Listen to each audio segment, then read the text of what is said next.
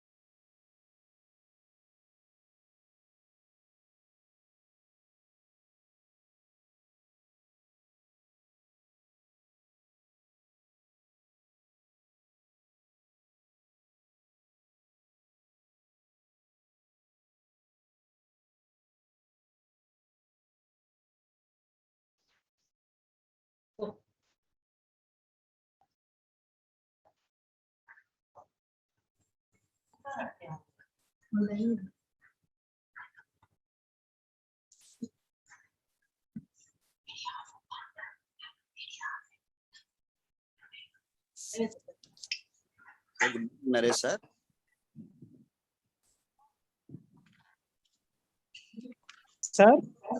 Naresh sir, నేను Nagabhushanam sir పంపించారు, share చేసి ఆ బుచ్చిరాజ్ సార్ది. అది ఒకసారి sharing option. Okay sir. Chairperson ఇప్పుడు కాదు sir. Naresh sir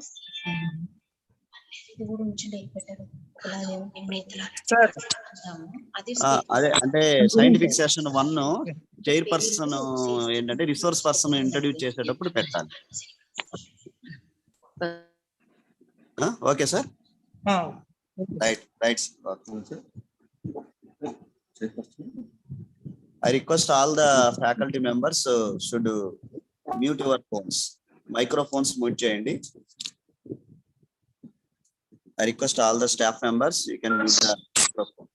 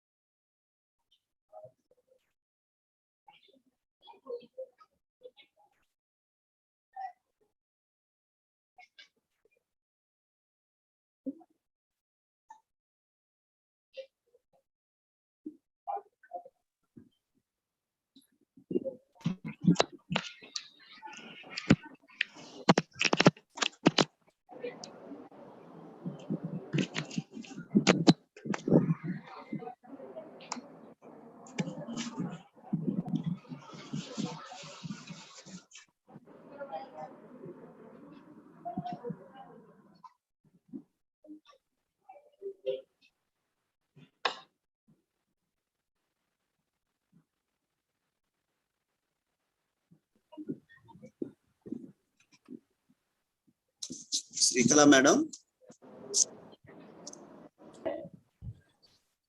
Shall I start now, sir? Yes, you can start, madam. Okay. Very good morning to all the dignitaries, pharma professionals and students. Myself, Srikala K, Assistant Professor, Nirmala College of Pharmacy, Atmapur, Mangalagiri, AP, India. Welcomes you all for International E-Conference on Recent Trends in Pharmaceutical Research with the theme, Research Innovations Leading to Intellectual Property Generation in Drug Discovery and Development. Organized by Nirmala Innovations and Incubation Center in association with University of Utah, College of Pharmacy, USA, Thermo Fisher Scientific, the world leader in serving sciences, Canada, Faculty of Pharmacy from Kalinga University, Raipur, Journal of Cardiovascular Disease Research, and Research Journal of Pharmaceutical Technology. On this auspicious occasion, let me take the privilege to invite you all for this 2 days International E-Conference. Now, I would like to give brief introduction of our college. Nirmala College of Pharmacy is a Catholic minority institution established and administered by the Society of Catechist Sisters of St. Anne, Hyderabad, under Article 30, Volume 1, according to the Constitution of India. Nirmala College of Pharmacy started in the year 2004 by the Congregation of Catechist Sisters of St. Anne, Hyderabad, and is offering Diploma, B.Pharm, Pharma.D, M.Pharmacy with 3 specializations, that is pharmaceutical analysis, pharmacology, and also offering PhD programs.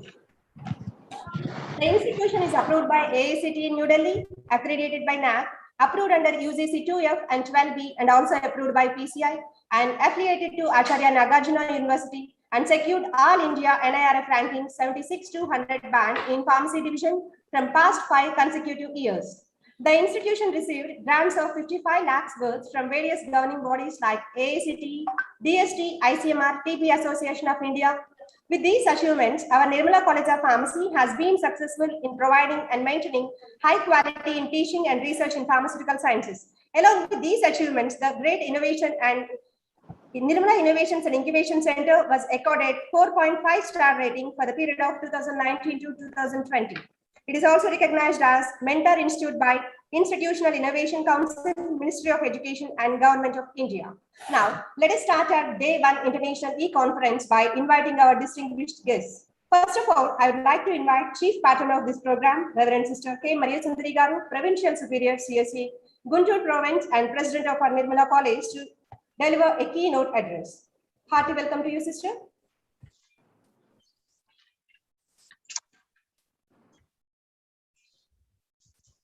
Good morning to all.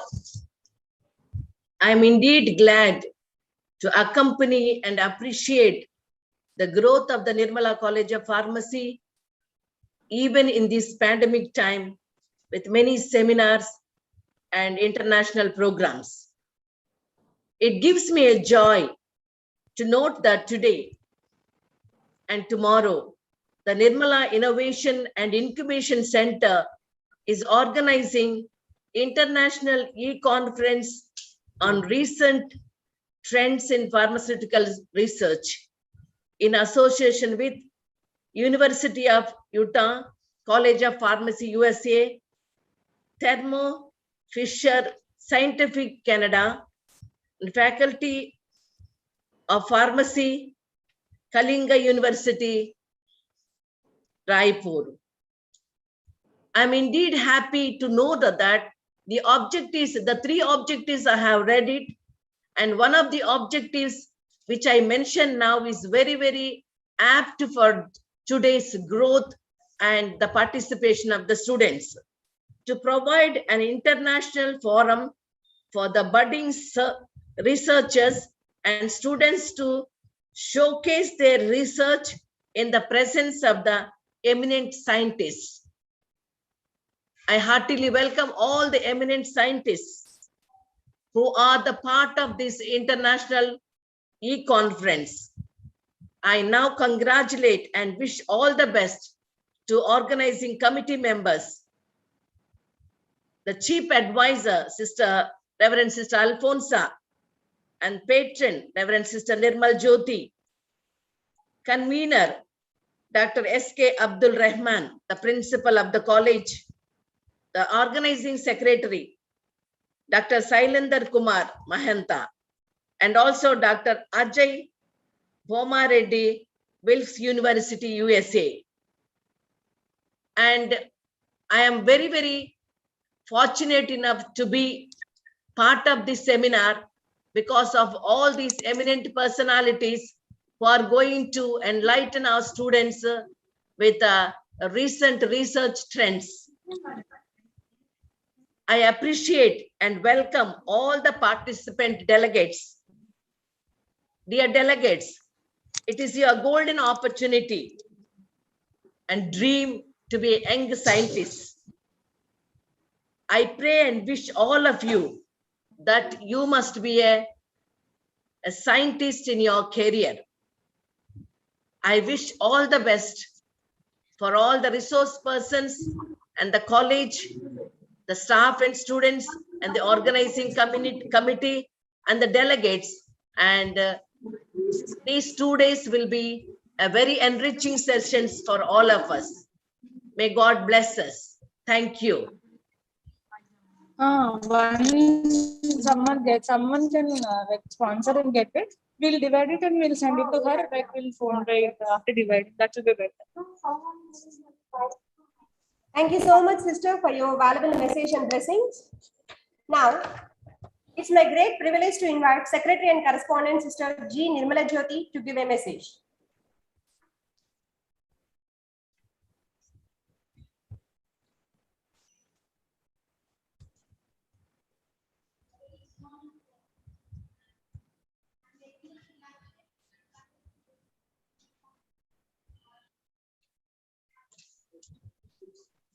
Jyoti, sister, please welcome you, sister.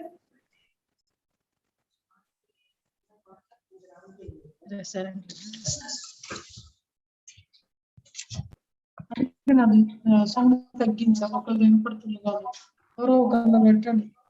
you hear me? Yes, sister. Yes, sister. Other fact, I request other staff members mute your mobiles, mute your microphones. Thank you. A very good morning to all. I am very much delighted and happy in conducting the International E-Conference on recent trends in pharmaceutical research organized by Nirmala Innovation and Incubation Center at Nirmala College of Pharmacy in association with University of Utah, College of Pharmacy, USA, Thermo Fisher Scientific, Canada, and Faculty of Pharmacy, Kalinga University, Raipur. I deeply appreciate the organizing committee members, especially the convener and principal, Dr. S.K. Abdul Rahman, and organizing secretary, Dr. Shailendra Kumar Mehanta, and all the coordinators for their instigation and their efforts in organizing this e-conference for 2 days to reach out to many budding researchers to provide a perspective of the pharmaceutical research and to share and exchange the research ideas with the distinguished scholars. I hope these 2 days will be fruitful and fulfill the objectives of this e-conference. I heartily invite all the resource persons of these 2 days to deliver and to share their knowledge, and all the delegates to participate and to become an eminent researchers in the field of pharmaceutical industry. Thank you. God bless you.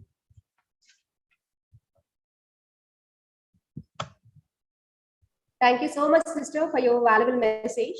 Now, it's time to invite Chief Advisor of today's conference, Reverend Sister P. Alfonso, Vicar General of Society of Catechist Sisters, St. Anne Society, Hyderabad, to deliver a message. Respected Chief Patron, Sister K. Maria Sundari, Principal and Convener, Dr. S.K. Abdul Rahman, Sister Nirmala Jyoti, Secretary and Patron, and Chief Advisor, Dr. Ajay Bommareddy, Wilk University, resource persons of the day, organizing secretary and coordinators, faculty and delegates. Good morning to you all. I'm happy that Nirmala College of Pharmacy, Mangalagiri, Andhra Pradesh, organizing 3rd International E-Conference on research trends in pharmaceutical research on 28th and 29th October 2021 in collaboration with Utah Health Sciences, USA, Thermo Fisher Scientific, Canada, Journal of Cardiovascular Disease Research, Kalinga University, India. Dear staff and delegates, it is a great opportunity to you all to exchange of knowledge in research with the national and international speakers. It's a good platform to show your talents on your research. And I wish you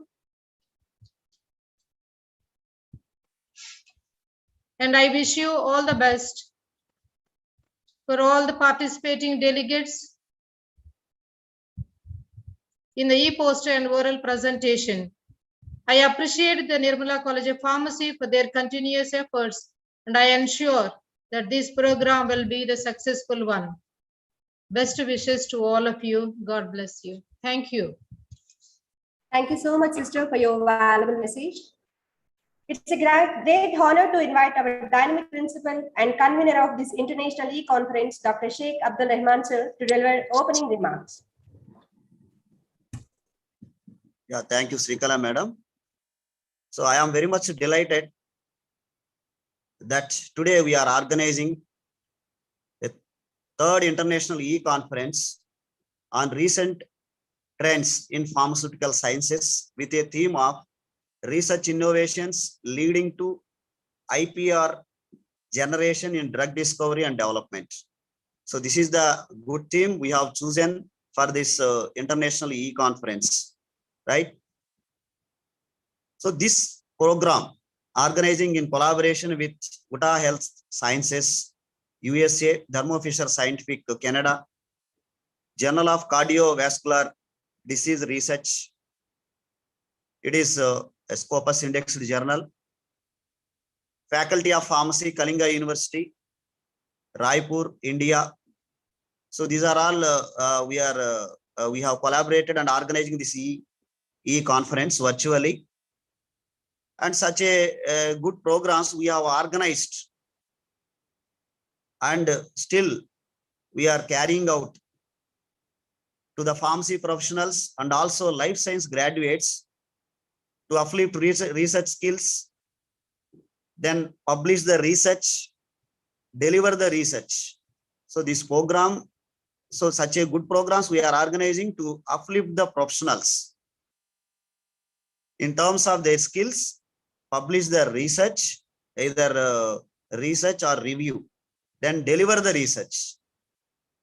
Through this program, you may acquire this a variety of research concepts, such as theoretical research, you are going to acquire, applied research, exploratory research, descriptive research, correlation research, qualitative research, quantitative research, and experimental research. So we have a different variety and various types of research components. So all those research components, definitely you are going to acquire.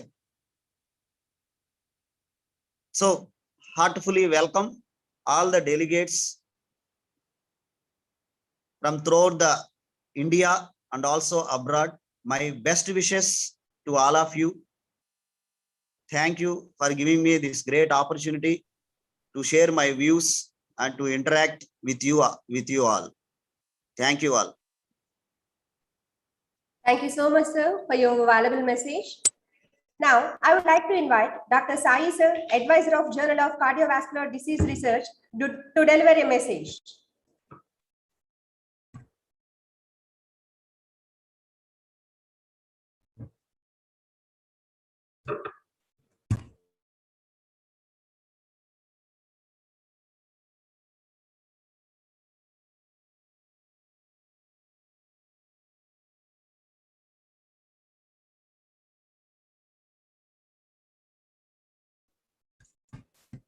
Sai, sir, please welcome, sir. So good morning to everyone. Myself, Dr. Sai from Hyderabad. So I am glad to congratulations to Nirmala College of Pharmacy, Atmakur, Mangalagiri, Andhra Pradesh.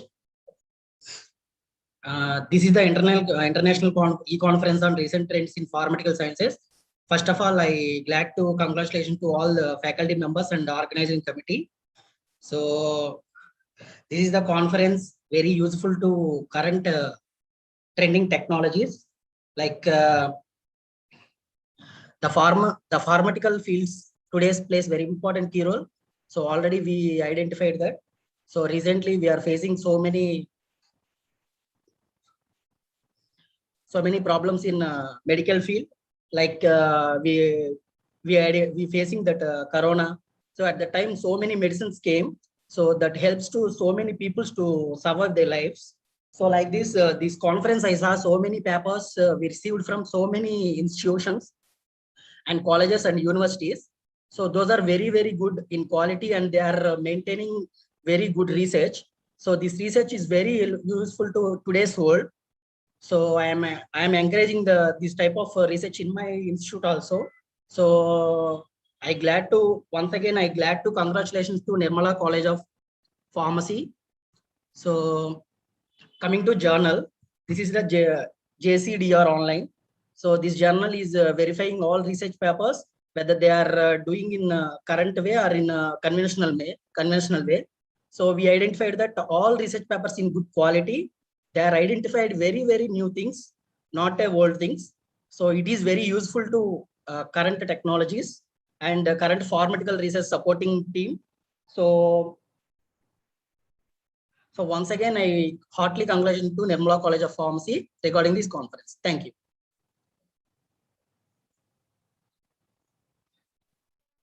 Thank you so much, sir, for your valuable message. Now it's the time to get greetings from Dr. Sandeep Tiwari, Principal, Faculty of Pharmacy, Kalinga University, Raipur, India. Please welcome you, sir.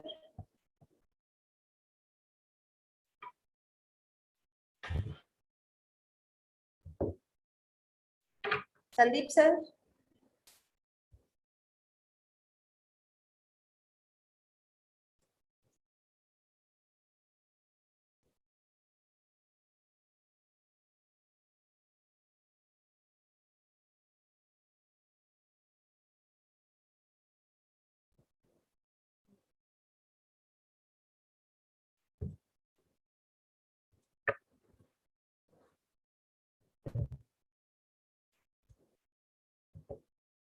Sandeep, sir.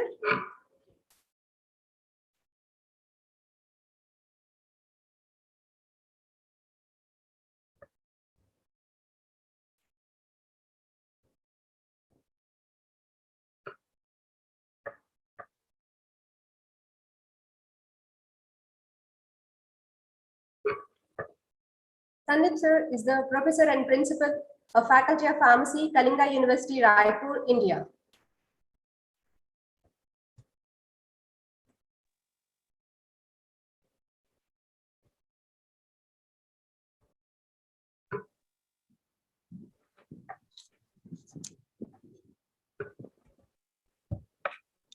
Madam, move to another minutes, madam.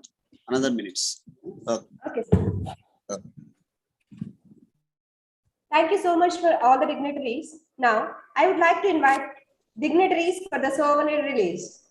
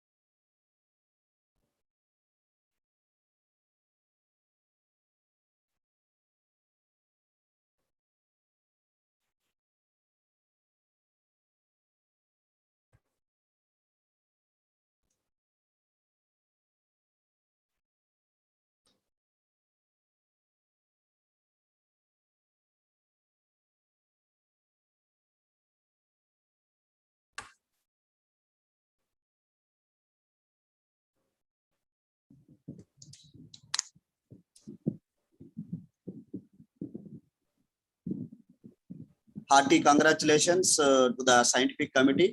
So for their 7-year preparation, and heartfully thanks to the management members for bringing out such a good and great program for all the delegates and Nirmala College of Pharmacy. So in this regard, we appreciate the efforts made by the scientific committee, all the HODs, the Department of Pharmacology, Pharmaceutics, then Pharmaceutical Chemistry and Pharmaceutical Analysis. So all the best wishes to the delegates, those who participate in the presentations in the afternoon session. So far we have received around 150 abstracts from the various states of the pharmacy professionals. So afternoon session, they are going to deliver the presentations. Thank you. Thank you very much. Thank you so much, sir. Now, I would like to invite Dr. Shailendra Kumar Mahenta, sir, Organizing Secretary of this International E-Conference, as well as President of Nirmala Innovations and Incubation Center, to deliver a message. Thank you, madam. My voice is audible to you? Yes. I am Dr. Shailendra Kumar Mahanta, currently working as Professor, Department of Pharmacology and Pharmacy Practice, Nirmala College of Pharmacy, and the President of Nirmala Innovations and Incubation Center.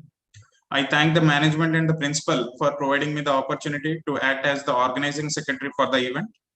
I welcome all the delegates to the event. I am grateful to our resource persons for the event, Dr. A. Buchiraju, IBN Sina National College of Medical Studies, Saudi Arabia, Mrs. Nisha Wadwa, Aumiria Patent Technology, New Delhi, Dr. Benjamin Jason, Thermo Fisher Scientific Limited, Canada. I am grateful to our academic partners, University of Utah, Kalinga University, for their participation in organizing this event. I am grateful to our industrial partners, Thermo Fisher Scientific, in organizing this event. And finally, I thank the publication partners, Research Journal of Pharmacy and Technology and Journal of Cardiovascular Disease and Research, for coming forward to publish the research contributions of all the delegates. I believe the delegates would be having an excellent interactive session with our resource persons during these 2 days of event. The knowledge landscape of pharmacy is evolving rapidly. In such a scenario, it becomes pertinent to stay updated with the recent trends in pharmaceutical sciences. In this regard, we are very lucky to have our resource persons for the event from top-notch universities such as University of Utah, Kalinga University, and our industry professionals from Omira Patent Technology and Thermo Fisher Scientific, Canada. I wish all the very best to all the delegates and to make the most of these sessions. Thank you all. Thank you so much, sir, for your valuable message. Now, it's the time to vote of thanks. I, on behalf of Nirmala College of Pharmacy, extend a very hearty vote of thanks to all the speakers for gracing your important work and sharing with us your findings and opinions today. I'm thankful to all the delegates for attending this international e-conference. We have been fortunate to have the renowned identity from academic, industry, and other areas. I'm very thankful to our management for sponsoring this program, and I am sure that our college will continue to get significant provisions from the diverse groups in the future. Thank you so much for all, and now is the time to start scientific sessions. Now, I'm handing over speech to the Mrs. Supriya Ma'am, Associate Professor, Nirmala College of Pharmacy. Thank you all once again. Have a great day ahead.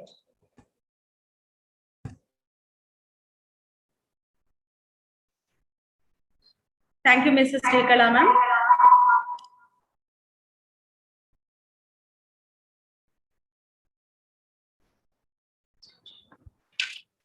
Thank you, Mrs. Srikala Ma'am. A very good morning to all the delegates. Myself, Supriya Chatla, Associate Professor, Nirmala College of Pharmacy, Mangalagiri, Andhra Pradesh. Once again, hearty welcome to the 2 days International E-Conference on Recent Trends in Pharmaceutical Research, Research Innovation leading to the intellectual property generation in drug discovery and the development, organizing by Nirmala Innovation and the Incubation Center in association with the University of Utah, USA, Thermo Fisher Scientific, Canada, Faculty of Pharmacy, Kalinga University, Journal of Cardiovascular Disease Research, and Research Journal of Pharmaceutical Technology. In this contest, the program starts with the scientific sessions in the morning schedule and e-poster and oral presentations in the afternoon schedule. Session 1, Resource Person, Dr. Akondi Buchiraju, IBN Sina, National College for Medical Studies, Saudi Arabia. Sir, going to deliver the topic on evaluation of clinical studies. Scientific Session 2, Resource Person, Mrs. Nisha Madhva, Amira Patent Technology, New Delhi. Madam will deliver the topic on intellectual property rights, followed by the lunch break. Afternoon session starts with the e-poster and oral presentations by distinct department at sharp 2 p.m. I would like to inform all the delegates that there is a separate Google Meet link will be sent by the departments in their respective WhatsApp groups and to their emails. I request all the delegates to join in the given link for their e-poster and the oral presentations. I would like to inform all the participants will receive the participation certificate and cash prize for the winners of e-poster and the oral competitions by various departments along with the merit certificate. Now, this is the time to invite our chairperson, sir. Before inviting the chairperson, I would like to inform all the delegates, post the queries in the chat box. At the end of this session, all the queries will be clarified by our resource person. It's my privilege and the pleasure to invite our chairperson, Session 1 chairperson, Dr. M.V. Nagabhushanam, sir, Principal, Hindu College of Pharmacy, Guntur. Sir is currently working as Principal of Hindu College of Pharmacy, Guntur district. He has completed his Masters and B.Pharm from BITS Pilani. Sir has completed his MBA from CSM Institute of Graduate Studies, Canada. Sir has a rich experience of academics and industry. He has published around 70 research publications in reputed peer-reviewed journals. Sir has guided 35 PG students and Sir also guided 30 PhD students. Now, I would like to invite Dr. Nagabhushanam, sir, to chair the session 1. Sir, please welcome, sir. Thank you, madam. Hope I am audible. Yes, sir, you are audible, sir. Yes, madam.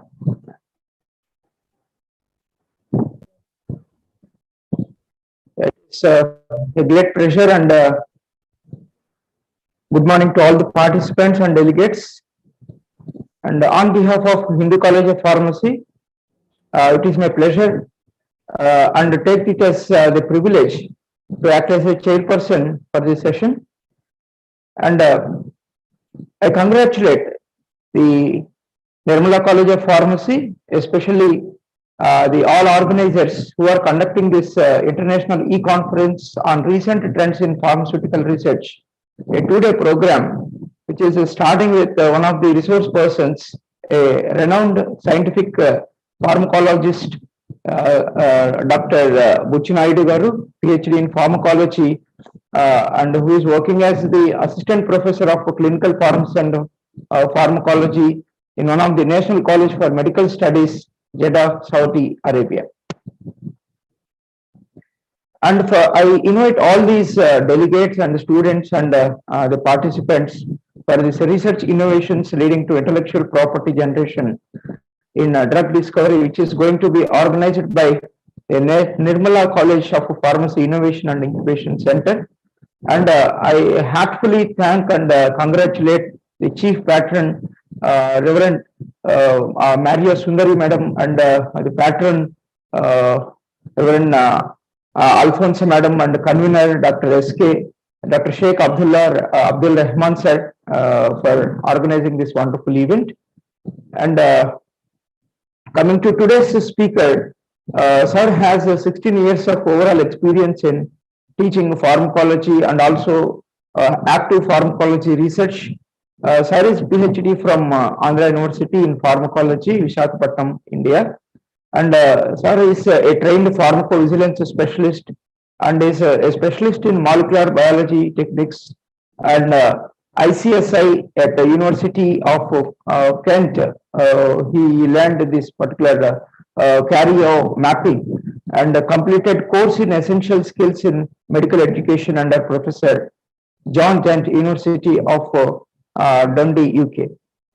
And sir has many memberships in some of the international committees, like he's a member secretary and advisory committee to the PharmD program at Sina International College of Medical Studies, and he's a member of Quality Assurance Committee in IBN Sina National College for Medical Studies, Jeddah, Saudi Arabia, and is a member secretary for the program board PharmD in National College for Medical Sciences, Jeddah, Saudi Arabia, and is also a facilitator for curriculum committee in IBN Sina National College for Medical Studies, Saudi Arabia, and is a life member in IPA, that is Indian Pharmaceutical Association, Mumbai, India. And sir is also a life member for Association of Pharmaceutical Teachers of India, APTI, Bangalore, India, and a life member of Indian Pharmaceutical Graduates Association, IPGA, located at New Delhi, India. Sir is also a life member of Indian Pharmacology Society, Ahmedabad, India, and is also a reviewer for many reputed national and international journals such as National Product Research, Indian Journal of Pharmaceutical Sciences, Biological Research, Journal of Pharmacy Research, Journal of Ayurveda and Integrative Medicine, and Indian Journal of Traditional Medicine, and many more. Sir is also an editor of Asian Journal of Pharmaceutical Research and Healthcare, and has published Medno-Wolters publications indexed by Web of Source, Web of Science, and Thomson Reuters. And sir has published many articles, scientific articles in reputed national and international journals. More than 51 articles sir has to his repute. And some of the articles were published in Journal of Pharmacy and Pharmacology, Journal of Reproductive Infertility, Brain and Development, and Neurosciences, Biomedicine, and Pharmacotherapy journals. And sir has conducted and participated various conferences, seminars, workshops as a speaker, and presented many papers, and is also a trainer. And some of the important conferences sir has participated are something like sir has given a scientific session at the 3rd IBN Sina National College Scientific Conference, which was conducted in 2019, and also took active participation in workshop on item analysis, which was conducted by the National College for Medical Studies in Jeddah, Saudi Arabia, in 2018 year, and presented a lecture on pharmacovigilance at international conferences in Saudi Arabia. And sir has participated in activities of Society and Middle East Diabetes Forum from 2 to 4th May 2017, which was conducted in Jeddah, and participated in various conferences and seminars and workshops as a speaker, as a presenter, and also as a trainer, and also acted as a chairperson for scientific session at the 3rd IBN Sina National College Scientific Conference Forum, which was conducted in the month of March in 2019.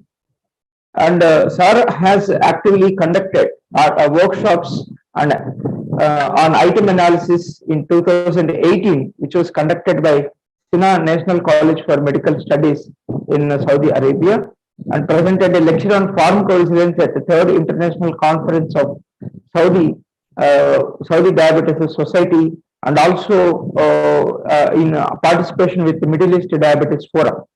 Presented a lecture on male infertility, and also something on lecture on pharmacovigilance, aims, scope, etc. in about summit conducted at international hotel, that is Jeddah, on 27th May of 2016. And sir has presented a lecture on screening methods of male infertility in conference in pharmaceutical care at a maternity and children's symposium conducted at Park Hyatt at Jeddah in 2017, and also presented a lecture on male infertility in second scientific conference on 29th April 2017 at Jeddah, Saudi Arabia. And sir has conducted a 3 days workshop on medical education in SIMEC at King Faisal University, Jeddah, from 10th April 2016 to 13 April 2016, and presented a lecture on pharmacovigilance, aims and scope at About Summit conducted in 2016. Sir has presented a lecture on medication errors at CMB Center, IBN Sina National College Hospital at Jeddah, Saudi Arabia, which got accreditation by Saudi Commission for Health Specialties for all health practitioners on 20th of December 2015. Sir has a rich project guidance. Sir has guided 21 postgraduate projects for MPharm students and 45 graduation research projects for PharmD students and 4 elective projects for MBBS students were guided by him. So with his rich experience in publications, in research and project guidance, also conducted many workshops at the national and international levels. And I'm sure that all the participants today will get benefited by sharing and by understanding his rich knowledge in pharmacology and in pharmacovigilance and in relevant areas related to the pharmacology. And I thank the participants as well as the principal of Nirmala College of Pharmacy, Dr. Rahman Garu, for giving me this opportunity to act as a chair and also to become a member to participate in this international webinar series, which is going to be conducted for 2 days from today to tomorrow. Thank you, sir. Thank you very much for your patient listening and giving this opportunity to me.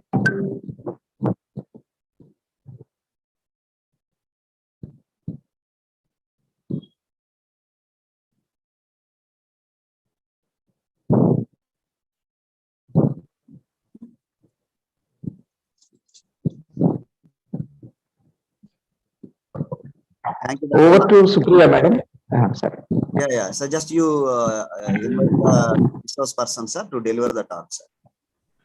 Yes, sir.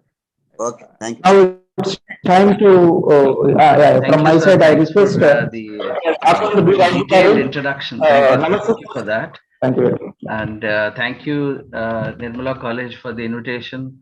And thank you, Sundari ma'am, Alfonso ma'am, and Nirmala Jyoti ma'am for organizing this event. And thank you, special thanks to Rahman sir for organizing this event.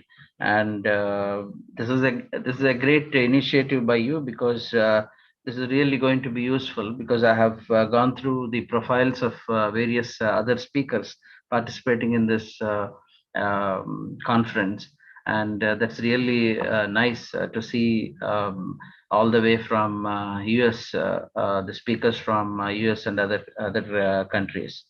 That's a great initiative by you. Thank you for that. And thank you, Nagbhushanam sir, for the great introduction.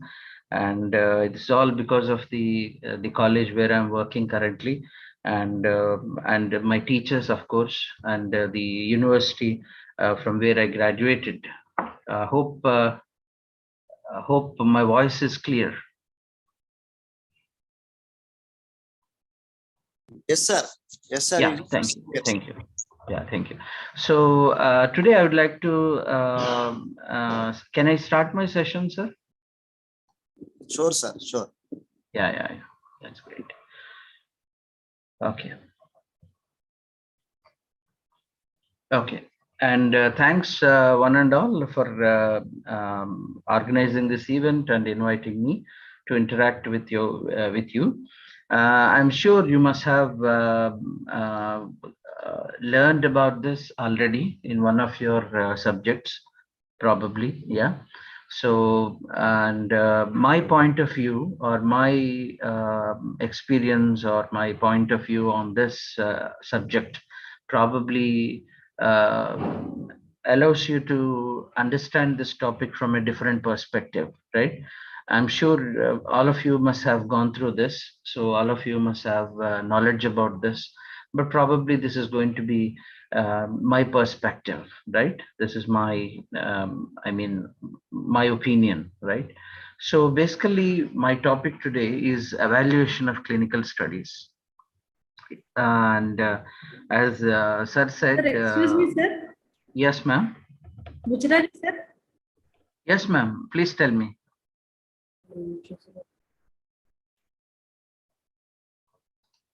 Hello? Is it audible, ma'am?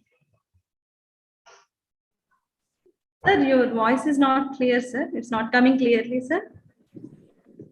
Okay. Okay. Is it clear, ma'am, now? Is it clear now? Sir, it is clear, sir. No problem. You can go ahead, Okay. sir. Okay, that's great. Great, ma'am. Okay, just I started saying this is my perspective on the evaluation of clinical studies. I'm sure you have very good knowledge about this already, but this is going to be my perspective on this, my opinion on the clinical studies. So evaluation of clinical studies. So at the end of this session, if you have any questions or in between, so you are welcome. You can ask me. So yeah, can I start, sir, now? Is it fine? Yes, sir. Sure. You can start, sir. Yeah, that's great. Thank you.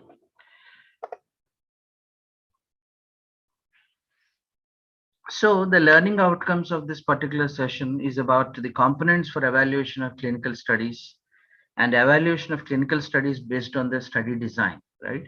So basically, we are going to see how, what are the different components which we should consider for the evaluation of the published clinical studies.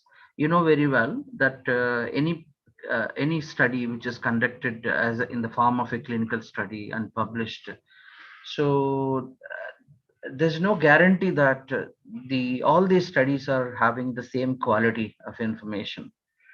And as you know, there is a ballooning of information now. That means you can see thousands and thousands of the papers published, and a lot of this work is done in far away, places. You have no idea whether they have really conducted those studies or not, and if they conducted, what is the quality of the study, right?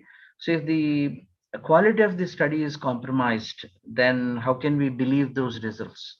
Now, based on those results, if we start treating a patient, right, or if we start believing those results and encouraging the patients to use a particular drug in a particular dose, in a particular fashion, then it is going to harm them, right? It is going to harm the patients.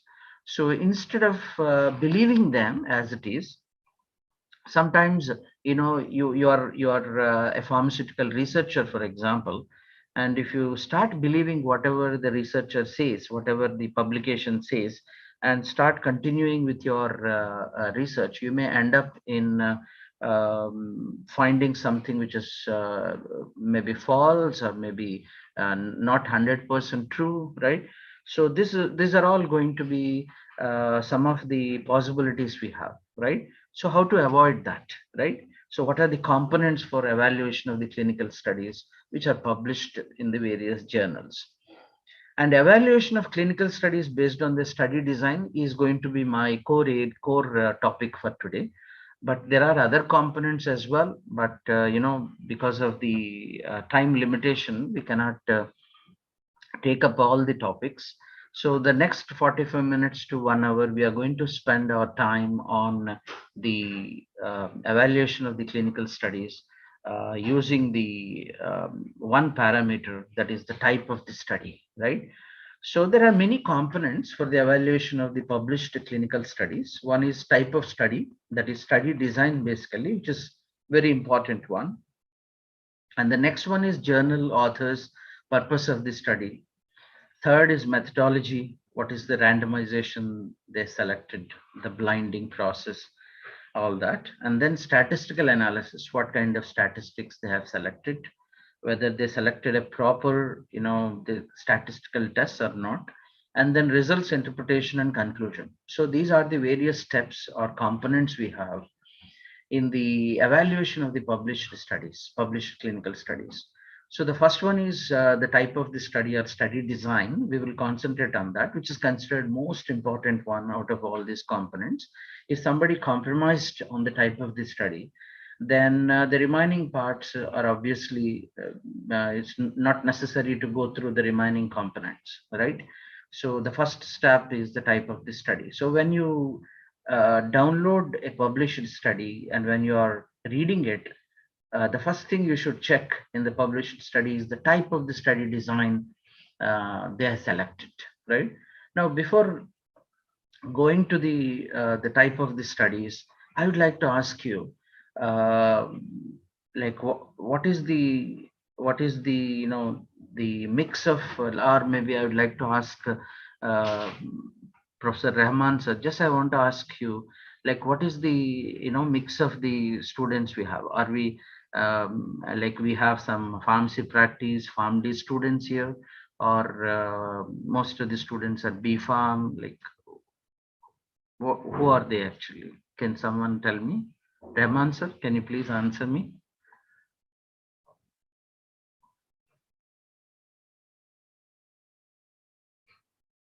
Or any other person?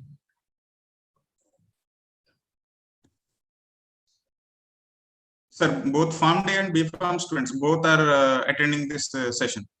That's great. Thank you, sir. Thank you so much. Okay, so now I think now if you have any questions in between, you are welcome. So as I told you, there are many components. The first component is the type of the study. So whenever you are doing any clinical study, or whenever you are planning to do any clinical study, the first thing you should decide, or the first thing the researcher do usually is he selects a proper suitable study design for their studies, right, for their clinical studies. And this study design, if it is perfectly selected, then definitely it is going to be bring some useful results, or going to prove the association between the cause and the effect, right? All the clinical studies, whatever clinical study you have, it is going to be selected, or it's going to be executed because of one reason, one simple reason, that is to establish a relationship between the cause and the effect, right? To establish a relationship between the cause and the effect.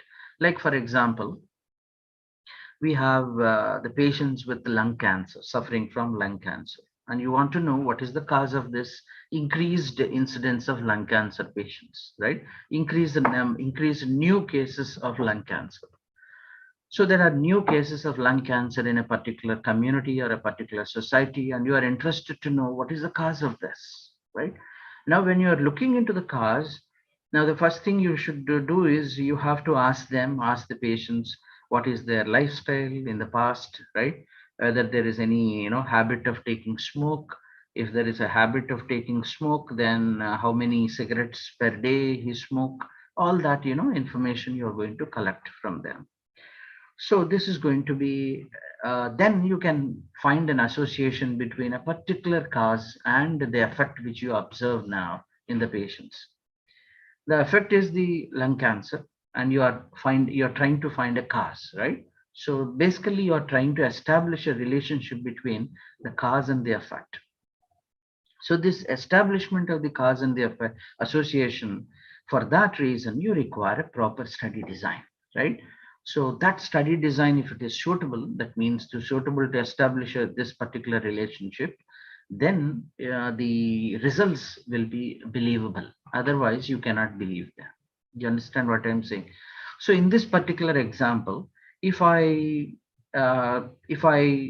go to the patients of lung cancer and ask them questions related to their lifestyle and trying to establish the cause and the effect relationship, and you need to choose a particular study design called case control study, right? So in that case, you can try to establish this relationship very, very easily, or maybe very effectively. And this study is already conducted long back, and it has proven that the smoking and the lung cancer have an association. We all know about it. Now, the same study, if you do it as a prospective study, as a cohort study, for example, then you have to observe these patients who are using the smoke and recruit them and observe them for a long period of the time. So that means you are going to observe them for years long until they develop the lung cancer. So what happens here is you require more time, and if you stop the study after 6 months after the starting of the study, and if you write in your result that there's no lung cancer and the smoking is not causing the lung cancer, that is going to be a wrong result. Am I right? Probably the lung cancer develops after a few years, right? Not after 6 months or after 3 months, right? So you have a wrong result because of a wrong study design selected, right? So if you select a case control study, which is a retrospective in nature, that means going backwards and asking questions about the past of the patient and finding the reason for the lung cancer, probably you will end up in finding the correct result. But otherwise, if you choose a wrong study design, probably you'll end up in finding a wrong result. So the type of the study, the journal authors, purpose of the study, methodology, statistical analysis, these are all various components, right? But we will concentrate more on this today, right? That is this part we will concentrate, because these things require more time, right? And we will try to complete this one today. And in future, if there is any possibility, we will meet again and probably we can discuss about the remaining points. Or maybe you can study yourself. I have given the references of the books at the end of my presentation. Definitely you can read them and try to understand better about these topics. Now, what are the different types of the studies we have, right? So this is going to be the basics of the study design, right? Probably if you already know about it, this is going to be particularly for the teachers who are participating in this conference. Probably for them, it's going to be the repetition. But anyway, for the students of B Pharm probably and Pharm D, this is going to be the information for them. So if you look into the types of the studies we have, the basic studies we have, one is the descriptive studies, like case reports, case series, and the observational studies like case control, cohort, cross-sectional studies. Experimental studies also we have, right? So like controlled experimental studies, non-controlled experimental studies. So these are some of the study designs we have, right? Now, each one of them have its own advantages, disadvantages, right? So whenever you look into any paper which is published, the first thing you should do, as I told you, is the type of the study design, right? What is the study design they selected? That is what you need to look into. And if you found that they have selected the case report or a case series, or if they selected some observational study like a case control, cohort, or a cross-sectional study, based on the study design, you can decide on the value of those studies or the value of those results. I'd like to know how many of you are how many of you know about the difference between the descriptive studies and observational studies? Can someone tell me what is the difference between the descriptive studies and observational studies?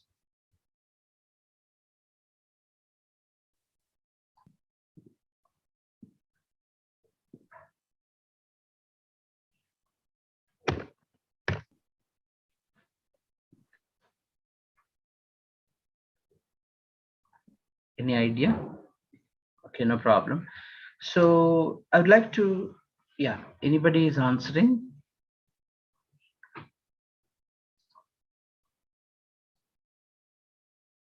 Okay, no problem.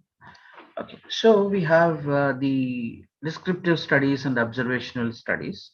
These descriptive studies are basically the study design which do not require any control group, right? So like case report and case series.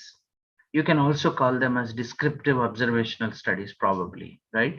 So you can do these studies without any control group.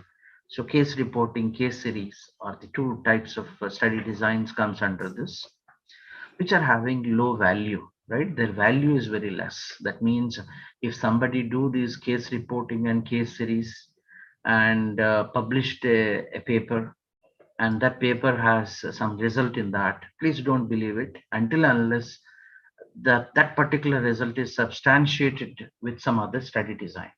You understand what I'm saying? So instead of believing case report and case series, please take that as a hypothesis, and probably you yourself can try to prove that using some other study design, or try to find some other study which is already conducted somewhere else with the similar aim and objectives, but a different study design. Right? So don't believe those case reports and case series as it is, right? So probably it may require some more evidence, right? So whatever evidence the case report and case series is producing is not sufficient to us, right? Its evidence value is very low, right? That's the meaning of that. And then we have observational studies like case control, cohort, and cross-sectional studies with a control group. That means you can have a control group in that, but that is also an observational study. That means there is no any intervention from your side. Okay, there's no intervention from your side, and each one of them, like case control, cohort, cross-sectional, they have their own advantages and disadvantages. And then we have experimental studies like controlled, non-controlled experimental studies, where the investigator intervenes in the therapy, intervenes in the study, basically, right? And the best one is the controlled experimental designs. Controlled experimental designs are the best, since they use a treatment group and a control group. So there is a controlled studies conducted. So randomization, blinding, everything is properly followed. So these experimental studies with a controlled experimental study design are the most, believable, most dependable, most, valid study designs, so that you can depend on their results, right? Whatever results they are producing, those results you can believe. So these are experimental study designs you have. Okay. Now, why this control group is necessary? Because basically the difference between these different study designs is the control group, right? Why you feel that the control group is necessary? And what's your answer for this?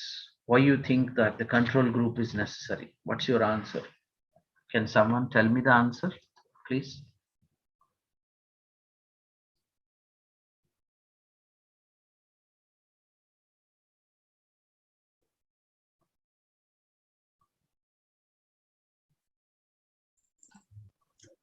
We need to compare the findings that we see in the treated group versus the people who are normal and healthy. Yes, you're right. So we would like to see if there is any, if there is any difference in the reaction to the drugs we are using, right? Like for example, there is a drug given to both control and the treatment, and if there is no control group, for example, if there is no control group, only treatment group got a medicine, right? So then we think that whatever happens to the treatment group patients, it's all because of the drug, right? Like for example, a wound healing, right? Like a wound healing. So if you take an example of a wound healing, there is a wound like this, right?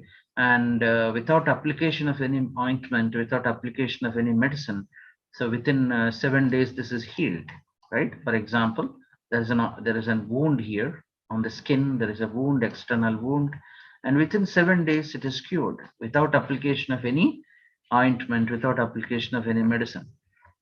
But on the other hand, if you apply a medication, right? If you apply a medication, within 3 days, this is healed totally. The same wound is healed within 3 days after application of the medicine.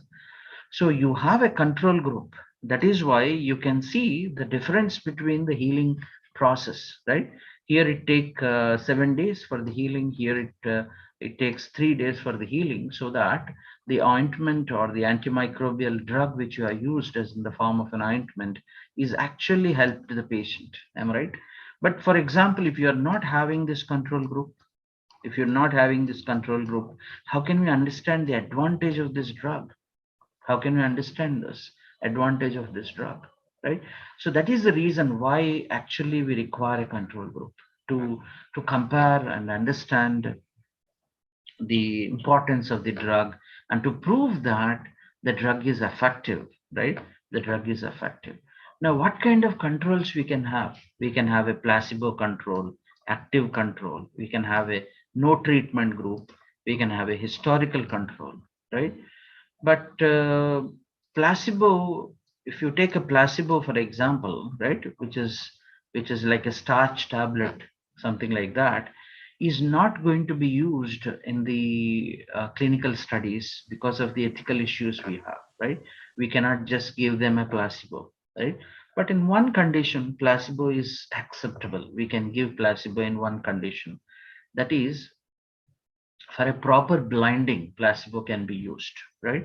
Like, for example, we have for a control group, you are giving a tablet, right? You have a tablet for the control group. And for the test group, you have a capsule, right? You have a capsule for the test group. And this is a test medicine is given to the, the test medicine is the capsule, which is red in color, for example. And this is blue in color, blue tablet, right? Now, how can we assure the blinding? How can we assure the blinding? Blinding means the patient should not have any information what drug he is receiving, right? So how can we mask it? How can we ensure the blinding process? We can ensure the blinding with addition of a placebo. That means here we will add one red color capsule, which is going to be a placebo. And here in this group, we will add one blue color tablet, which is a placebo, blue tablet placebo. So this is a placebo. This is going to be placebo. So you have one placebo here, one placebo here, one active drug here, one active drug here. So every patient will receive 2 drugs instead of 1, right? So control group will receive a blue color active drug and red capsule, which is a placebo. And in case of a test group, they receive a red color active drug, active capsule, and the blue tablet is the placebo, right, in the test group. So what happens because of this? You can ensure the blinding. That means you can see that you can see that the patients are not having any idea what drugs they are receiving, right?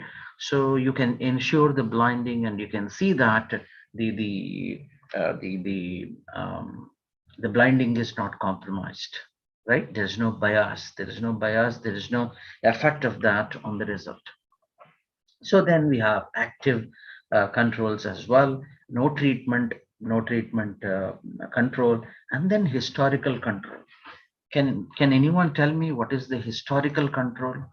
What is this actually, the historical control?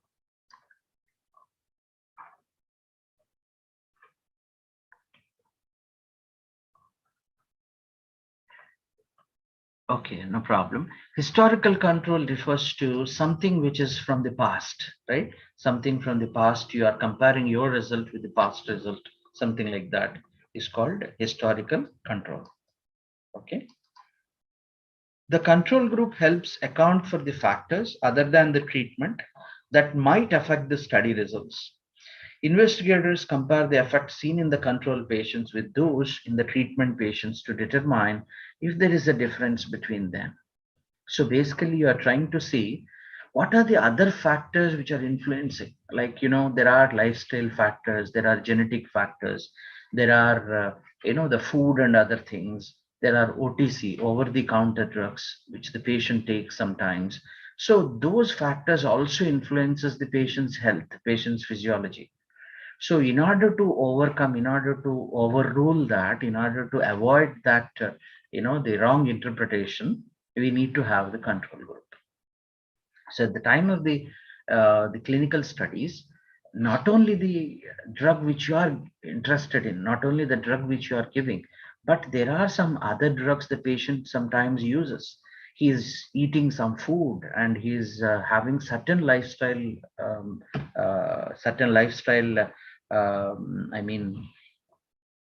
certain lifestyle modifications, certain environmental factors affecting his physiology, all of them are going to affect the patient's body, right? If you think everything is happening because of the drug, that is wrong. Am I right? So sometimes the drug is the reason, but many times it is not only the drug, right? So for example, the same example I would like to give you here. So there is a wound here which healed within 7 days without a drug, and with a drug within 3 days this is healed, right? So what is the actual influence of the drug, what is the actual benefit of the drug, is reduction in the healing, right? Reduction in the healing time. Reduction in the healing time is the benefit of this drug. Got my point? So exactly to identify the exact benefit, quantify the exact benefit, to quantify the exact benefit, we require to have this control group. Otherwise, we cannot understand that. So controlled experimental designs are the best, right? Controlled experimental designs are the best. So now whenever you are evaluating any published clinical study, please check whether the published clinical study is the controlled experimental study or a non-controlled experimental study. There are some study designs which are called N1 study designs. That means there's only one patient participating in this. There's only one person participating in this. There's only one patient, right? A single subject research design. The researcher conducts a baseline assessment of the patient's condition, followed by therapy initiation.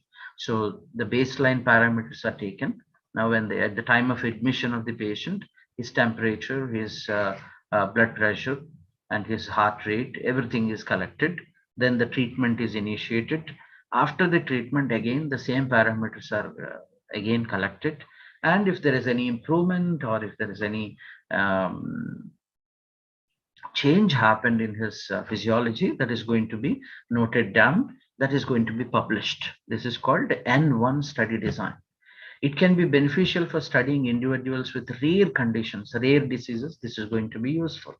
But every time if you use, like if you are conducting an anti-diabetic drug study, and if you take just one patient with suffering from diabetes, and in that one patient, if there is any improvement after giving your drug, you cannot say that my drug is useful to everyone in the world, right? Because the world is so complex. You have patients from different genetic backgrounds, you have patients from different age groups, different genders. You have so much of variation, so much of differences we have, right? Although we all, although they are all having the same disease, that's not the meaning that they're all same, right? They have their own physiological differences. So in that sense, in that case, N1 study design is not going to be very useful. Then what is useful or what should be done is, you need to have a minimum sample size, right? A good sample size with a statistical power, probably, that is going to be prove a certain association between effect and the cause. Just because you have N1 study design, right, which is used usually for a rare conditions, rare diseases, we cannot use it every time. Now, what are the disadvantages of this? This is the most important part we have. Inability to generalize the results to others. We cannot apply these results, whatever results we got from N1 study design, to everybody in the world. And we cannot do any statistical analysis. We cannot validate the findings, right? Findings of this particular study or the results of this particular study. So N1 study design is not a very good study to believe in, right? So if someone published a result of this N1 study design, and there is some interpretation of the result, some conclusion they have given, and that conclusion is not believable one, right? You cannot depend on that and start your further research, or start the treatment of your patient, or start advising the physician. It's not possible based on N1 study design. There must be some strong study design of the study, of the published clinical study, so that you can believe those results. Is it clear, everybody? Any questions here? Any questions? Anything you want to ask me?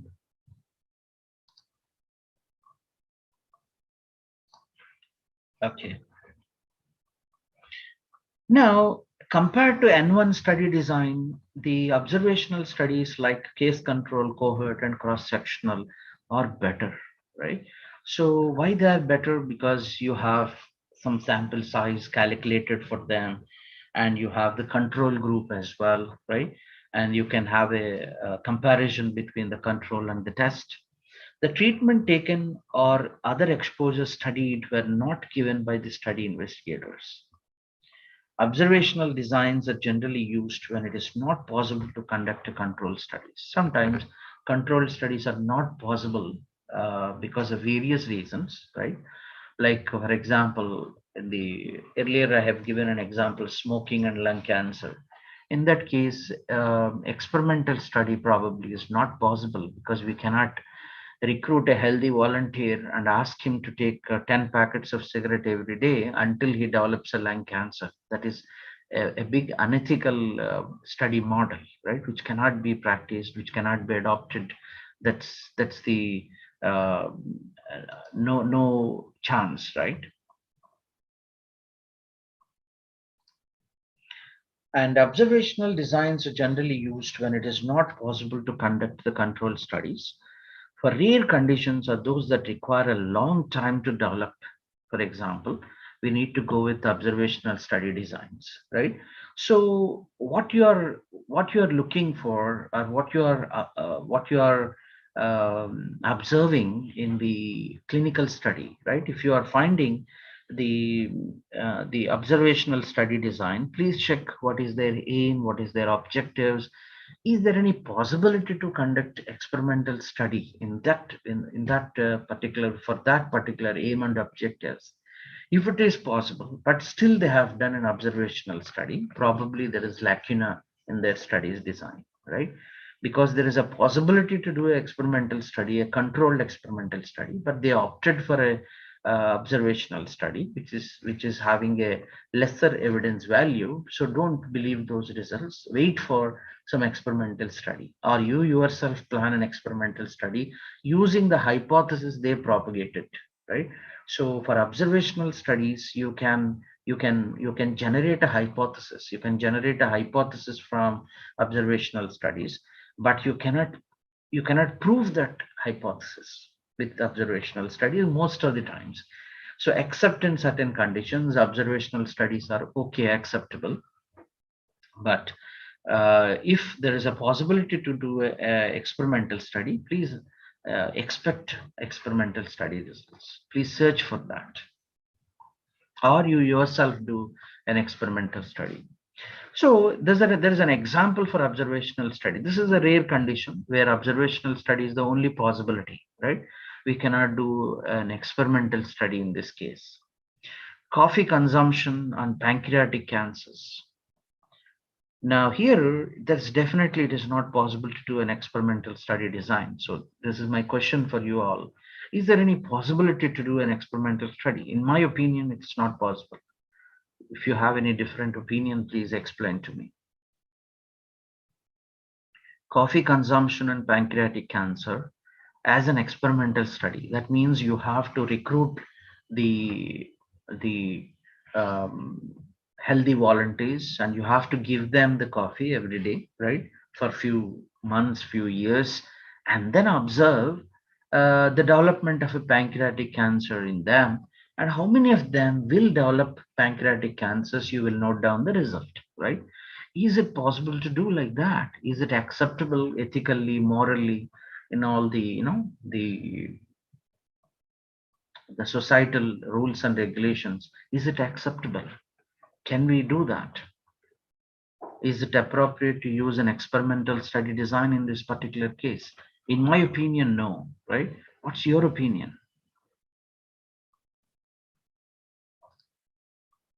Can you share with me your opinion, either in the chat or by speaking?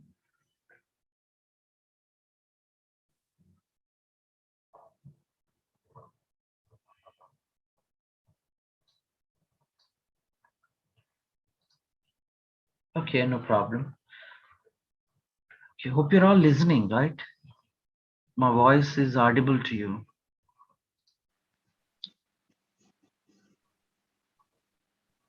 Yes, sir, Sir, we it are is audible. listening. Yeah, it's audible. Yeah. So I received a message. Yeah. Yeah, I received a message here in the chat. It should not be a problem. So what's your opinion? That means you say that you can conduct an experimental study using this. It's coffee consumption and pancreatic cancer. Okay, anyway, no problem. So in my opinion, that's not acceptable because of the ethical issue we have, right? So if you do it as an observational study, it is acceptable. You can do it as an observational study, but not as an experimental study, right? So as an observational study, yes. So in this particular condition, you can definitely have an observational study. You can do an observational study. So it is big no. It is unethical for investigators to administer a therapy to study subjects. Cancer takes a long time to develop. An experimental study would also not be practical in this case because you have to continue observing the patients. An observational study design enrolling subjects already drinking coffee or diagnosed with pancreatic cancer is the appropriate one here. That means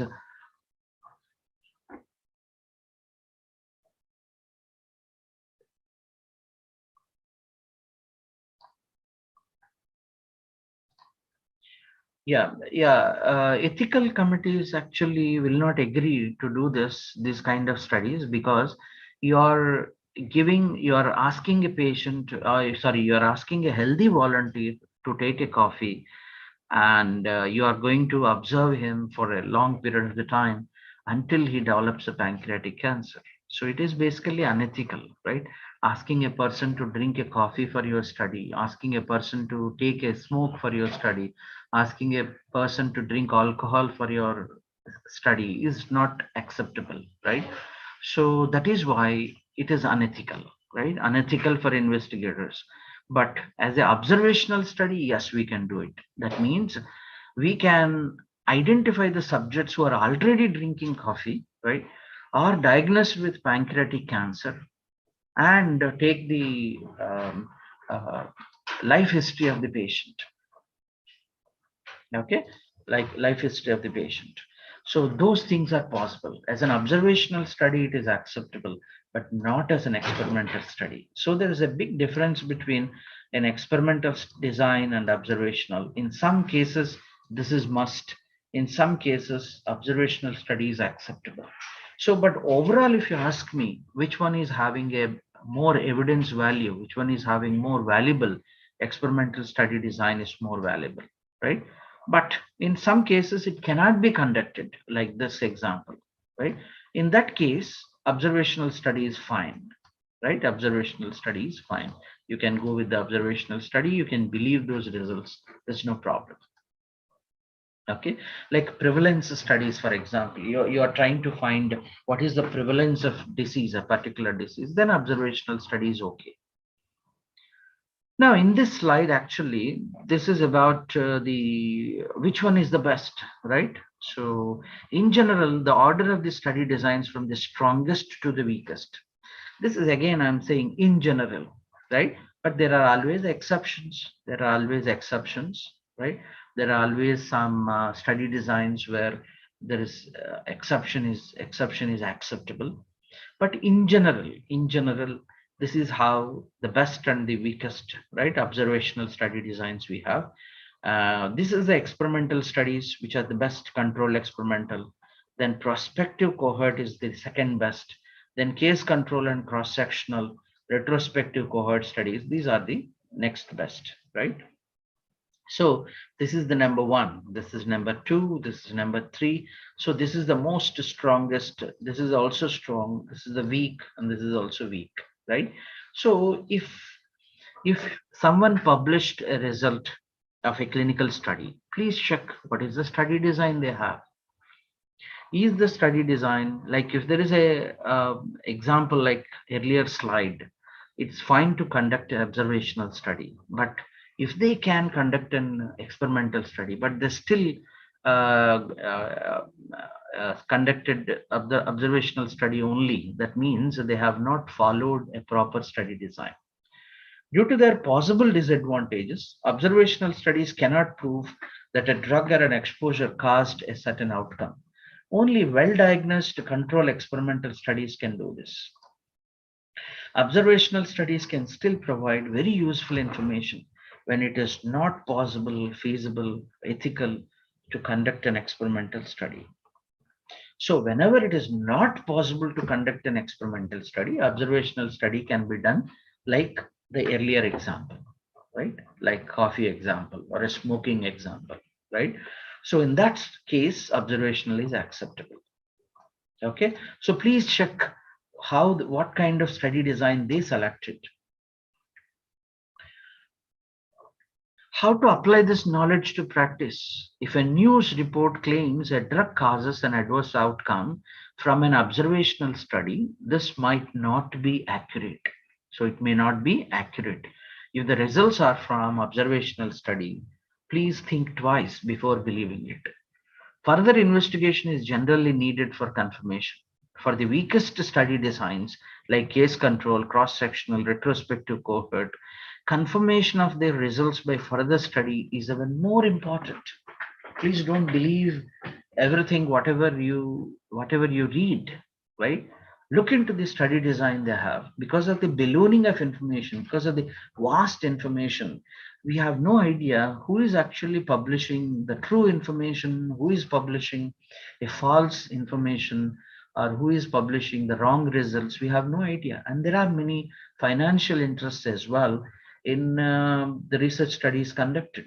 So it is not possible always to believe everybody based on their result. You have to look into the study designs. If you look into the controlled experimental designs, out of these controlled experimental designs, you need to look into various types of the controls they used. It is a strong design, there is no doubt about it, and prove the case, cause and the effect, and establish therapy efficacy. And the controls or the comparison groups should be used so that environment, non-study medications taken by these patient groups might affect the study result. That is the basic idea of having a control. Now, what kind of controls we can have in the controlled experimental designs? One is the concurrent control or parallel study design, crossover time series, right? Time series is also called before and after study design. So this actually chart explains you what are the different types of the control designs we have. So basically control experimental designs are the best. Out of this control experimental designs 1, 2, 3, which one is more better? Which one is more better? That is what we are going to see now, right? So hope everyone is following, right? Hope everyone is listening to me. And if there is any question, please ask me. The first one is the concurrent control. The second is crossover. The third one is the time series, right? So what is concurrent control? You have the study sample divided into control group and the treatment group. And the control group and the treatment group need to be equal, need to be similar with each other. So this drug, this group receives the control drug, this group receives the treatment, and you will find the result, and the result is expressed here, right? So this is a very simple, straightforward design. It's called concurrent control. And then you have a crossover design where a control group and the treatment group receives their respective treatments, and there is a washout period after this. After the washout period of some days, few months, again, whoever participated in the control group, those same patients will now receive a treatment drug. And those patients who received a treatment drug after a washout period will receive the control drug, right? So you have the interchange between the groups, right? So this control is basically is now converted to the treatment group after the washout period, and those who received the treatment drug will now receive the control drug. So this is called the crossover design. And then there is a time series design. Here the study sample is just one group you have, and the same group will receive the control drug, and then the same group will receive the treatment drug also, but after the washout period, right? So there is only one group here, single group. It's called time series design. So each one of them have its own advantages and disadvantages. Let's see one by one. The case control, concurrent control study design. In the concurrent control, the patients are comparable. What's your opinion? Are patients comparable here? Probably they are similar, but not exactly the same, right? You have a lot of differences still. Clear eligibility criteria, random assignments are important here. Randomly, you need to divide them, right? You need to divide them randomly, right? And there must be a clear eligibility criteria. What is the inclusion exclusion criteria? How you included the patients in the control group, how you included the patients in the treatment group. You must be having a clear criteria for that. Then the concurrent control is okay, acceptable. If you have all this, it is acceptable. You understand what I'm saying? Then the next one is the crossover design. So in the case of crossover design, requires more time to complete. That is one problem we have. And washout period is important. You know, here I told you there is a washout period here. And this washout period is very important. If washout period is compromised, that means some of the effects of the control drug are carried forward to the treatment group as well, right? So when you are doing this experiment with the treatment drug, right? Similarly here also they will be carried forward here. So you don't want to have that influence of this drug. So you need to have a best washout period, suitable washout period. Okay. And the next one is the time series design. Time lag, more time it will take.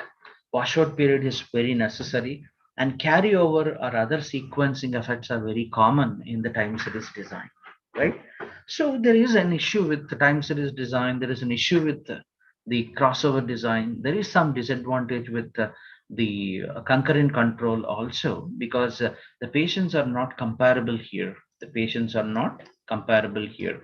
There is a huge difference between them, even though they are similar, right? So a clear randomization is necessary. Inclusion exclusion criteria is necessary. Otherwise, the CC design can fail the experiment, can fail the experiment.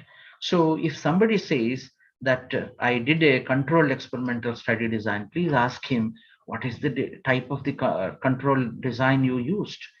So if he says concurrent control, please check what kind of measures they have taken to overcome the disadvantages of concurrent control. What kind of randomization they followed, right? Like there are varieties of randomization you have, right? Simple randomization, stratified randomization, and all that. So what type of randomization they followed, right? Please look into that. Okay, if they followed a stratified randomization, for example, the best design they have, that is the concurrent control, then probably the results can be believable. Results are believable. Now, out of these three, which one is the best? The type of control selected, whether placebo or active, should be appropriate for the purpose of the study. The concurrent control design is the preferred one because its advantages are more than the disadvantages. The time series design is the least desirable because of its, unlike a crossover design, effects of the time and drug sequence and the study findings cannot be determined. So it is the least weakest one, right? So all the controlled experimental designs are better than the observational studies. But among the experimental study designs, the best among the experimental study designs is the first one, right? And the least one is the time series design. Now let's see an example. Investigators conducted a randomized single-blind placebo-controlled study of galantamine, randomized single-blind placebo-controlled study of galantamine and rivastigmine given for 12 weeks in 60 patients aged 65 to 85 years with a mild Alzheimer's disease. The investigators state that the study is being conducted to determine the efficacy of galantamine or rivastigmine and quality of life in Alzheimer's disease patients. How would this study be conducted? Using a parallel study design. How would it be conducted? Using a crossover study design. Is it possible to do? First of all, if it is possible, how we can do it, right? Or how probably they would have done that, right? If you have an idea to understand these study designs, probably you can study about their advantages, disadvantages, what are the loopholes they have, and what are the usually what are the lacunas, the problems they face while doing these kind of studies, and you can look for them. And if there are no any such lacuna, then probably you can believe those results which are propagated in those published clinical studies. So now if you look into this example, the parallel study design randomly assigned to receive either galantamine or rivastigmine for 12 weeks, they would only receive this one therapy. So in the parallel study, that is the concurrent control. And then you have a crossover design. The patients would be randomly assigned to receive either galantamine or rivastigmine for this first 12 weeks. You will have a washout period, and then there will be interchange. That means those who received galantamine will now receive a rivastigmine, and those who received rivastigmine earlier, now they will receive the galantamine, right? So after the washout period. Since the patient received each of the therapies in a crossover design, notice that total study duration is obviously longer.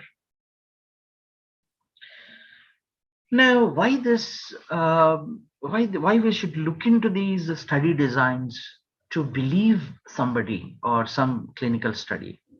Because of the validity, because of the validity, reliability, sensitivity, and specificity. You can ensure the validity or the measure that is desired or what should be measured only if you have a best study design. And reliability, reproducibility, consistency can also be maintained if you have a best study design. Sensitivity can identify and detect the presence of a condition is also possible only if you have a best study design. Specificity can also be measured accurately if you have the best study design. So these, to maintain these qualities of the study, you have to have the best study design. Finally, the study must be appropriately designed in order to fulfill its hypothesis and objectives, and the method section specifies precisely how the study was conducted. So you need to know, when you look into any paper which is published, you should know what are the study designs they used, right? That must be clearly given by them. So without that, without that information, probably, or without that clear information, probably it's not wise to read, or it's not wise to believe those studies, right? So you should look into those study objectives, the hypothesis, and the methods they used. Serious weakness in a study can invalidate its findings. So if the study design is not proper, that means they used some weak designs, right? Weak designs like the case control study or the retrospective cohort study. Probably those observational studies can only give you a hypothesis, can only generate a hypothesis, so that in the future you can conduct some experimental study. The use of controls, randomization, and blinding are helpful to analyze and draw valid conclusions from the clinical studies. So if you have a proper control, if you have a proper randomization, if there is a proper blinding, if there is an experimental study conducted using the best designs available, then probably the results, whatever they found, whatever they are inferring or whatever they are interpreting, can become believable. So these are the references we have, right?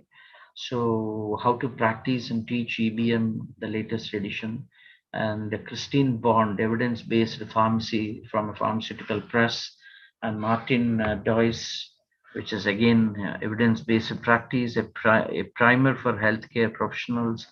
So these are some of the books which can give you more idea on evaluation of the clinical studies using various components, using various steps, right? So the first step is the study design, as I told you, but there are other steps as well, including the statistics, right? There is a question here in the chart. I can see there's a question on the statistics. So what is the minimum sample size we can have in a study? It depends on it depends on the type of the study design you have, right? So you can download a software called G-Power. It's freely available in the internet. So you can utilize it. It's very, very easy to use that. There is a manual to use that software, and using a proper study design and using a proper statistical test, right? Maybe you can decide what type of statistics you are going to use, and using that statistical test, you can calculate the sample size, right? So I can discuss about it in a later time, right? When the time permits, right? So this is about the study designs, right? And yeah, thank you so much. Thanks for this opportunity. And you can now the questions if you have anything.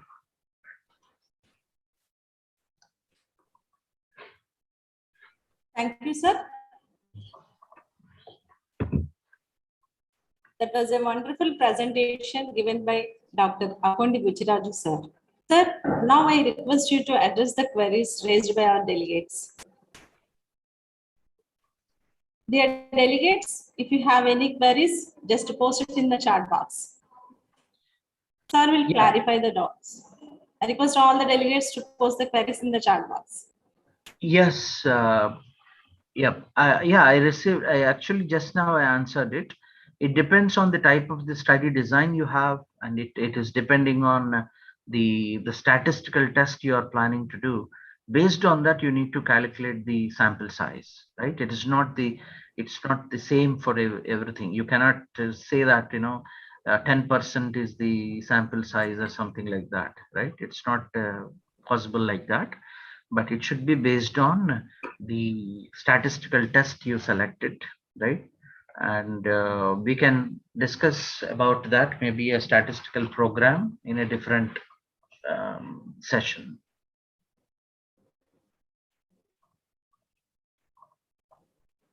Yeah, anything Thank more? you, sir. Yeah.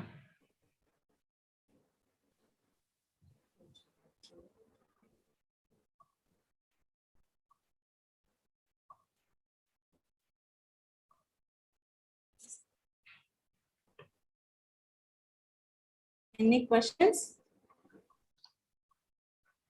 Delegates, please post the queries in the chat box.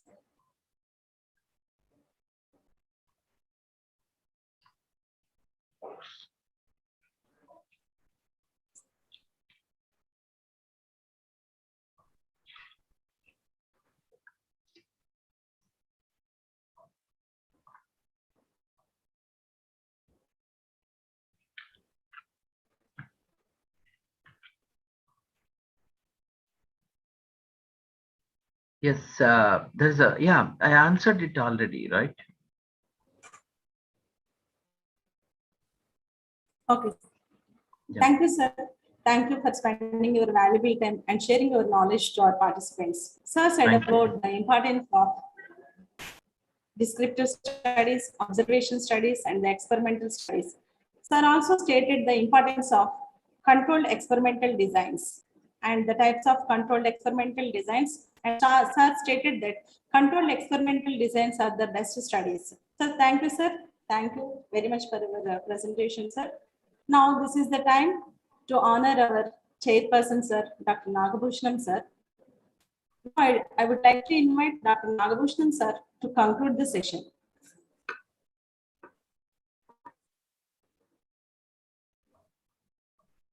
Sir Nagabhushanam, sir.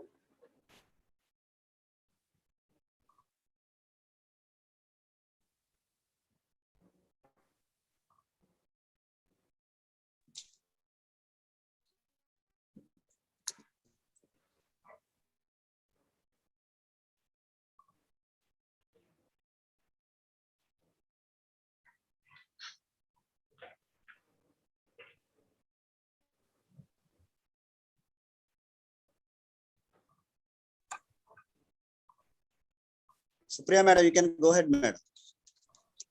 Okay, sir. Uh, Thank you, sir. Bujiraju, sir, thank you very much, sir. Thank you. Sir, on behalf of management of Nirmala College of Pharmacy, Utah Health Sciences, USA, Thermo Fisher Scientific and Faculty of Pharmacy, Kalinga University, we request you to accept our token of gratitude in the form of e-certificate, sir. Please accept our request, sir. Thank you, ma'am. Thank you. Thank you so much. Thanks, Thank you. Nirmala College. Thanks, Abdul Rahman, sir. Thank you, ma'am. Thank you for the great opportunity. And thank you, the students of the Pharm D and B Pharm.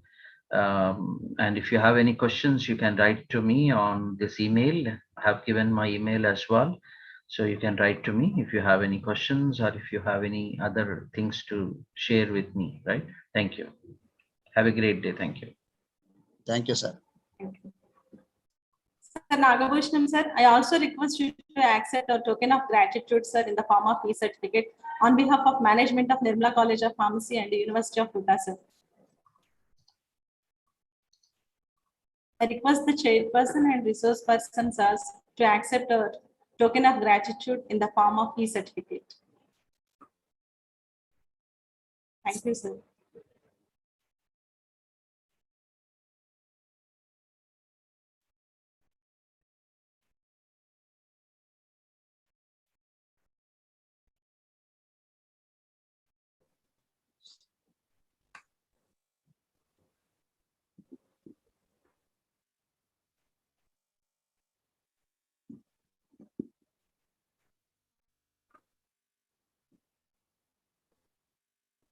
Madam, move to the second session, madam. Second session, before Okay, going sir. to the second session, you can Okay.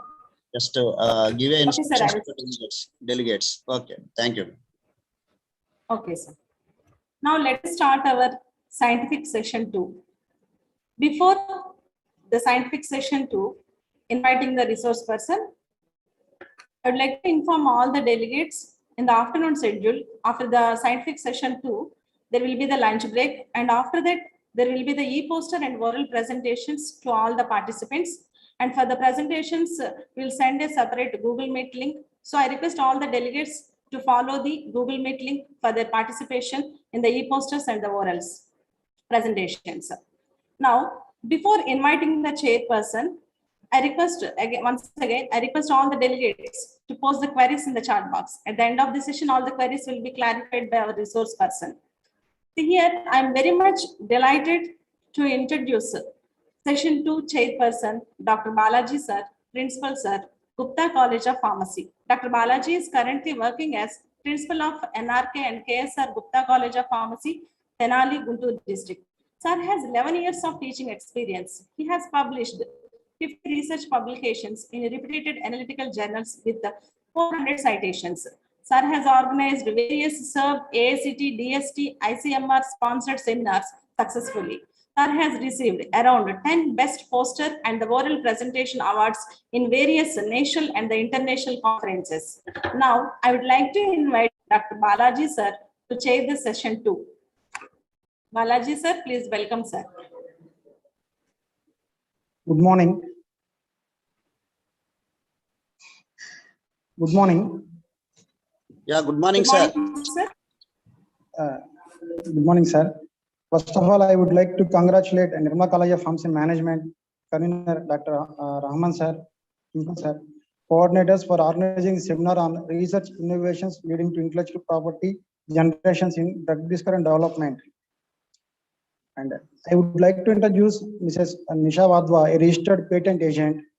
She has pursued her BSc in Biotechnology from Garden City, Bangalore, and MSc in Biotechnology from WIT University, Vellore, and LLB from Meerut University.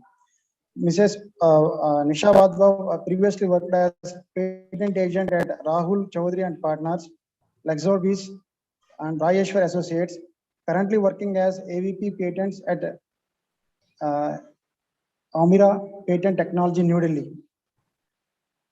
Thank you, sir. Thank you.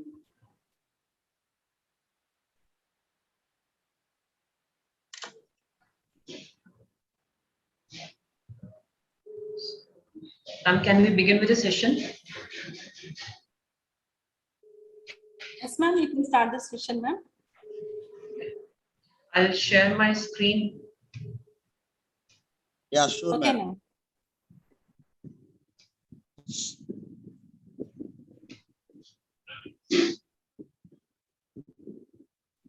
ma'am. Is my screen visible to you people? Yes, yes, madam. Yes, ma'am. Visible, ma'am, it's coming clearly. Yes. So today we are here to discuss the basics of IPR. IPR, as you all know, are the intellectual property rights. To begin with, I would like to start the introduction of IPR in a very basic language, since I'm not aware that if you people have an idea or is it new to you as a subject. So basically, intellectual property rights are the form of intangible assets. For example, if we say that for example, if we own a house and we register it to get the same on our name so that other person cannot claim that the house is particularly his, we go through a registration channel in which we are able to know that the legal papers and the binding papers provided by law will be there on your name so that you can claim that the house is yours, right? This is the channel which we do follow in a tangible form of any asset we have. Do it be house, do it be jewelry, do it be any vehicle or anything. But there are some assets which are intangible in nature. The one form of them is IPR, that is intellectual property right. This we have in many varieties, and these relate mainly to our ideas, our innovation, our art of thinking, our creative work, which includes under and fall under the domain of IPR. In today's competitive era, we do need to protect all these assets also, which belong to us. We invest our time and our creative mind on creating the same, and obviously we would not like anyone else to have a market over them or to copy the same in order to get any of our idea or any of our work commercialized, so that other person gains the benefit of it. So in order to eradicate all these side factors, we do go for a protection which is called as IPR, which is nothing but a protection of various domains which falls under it.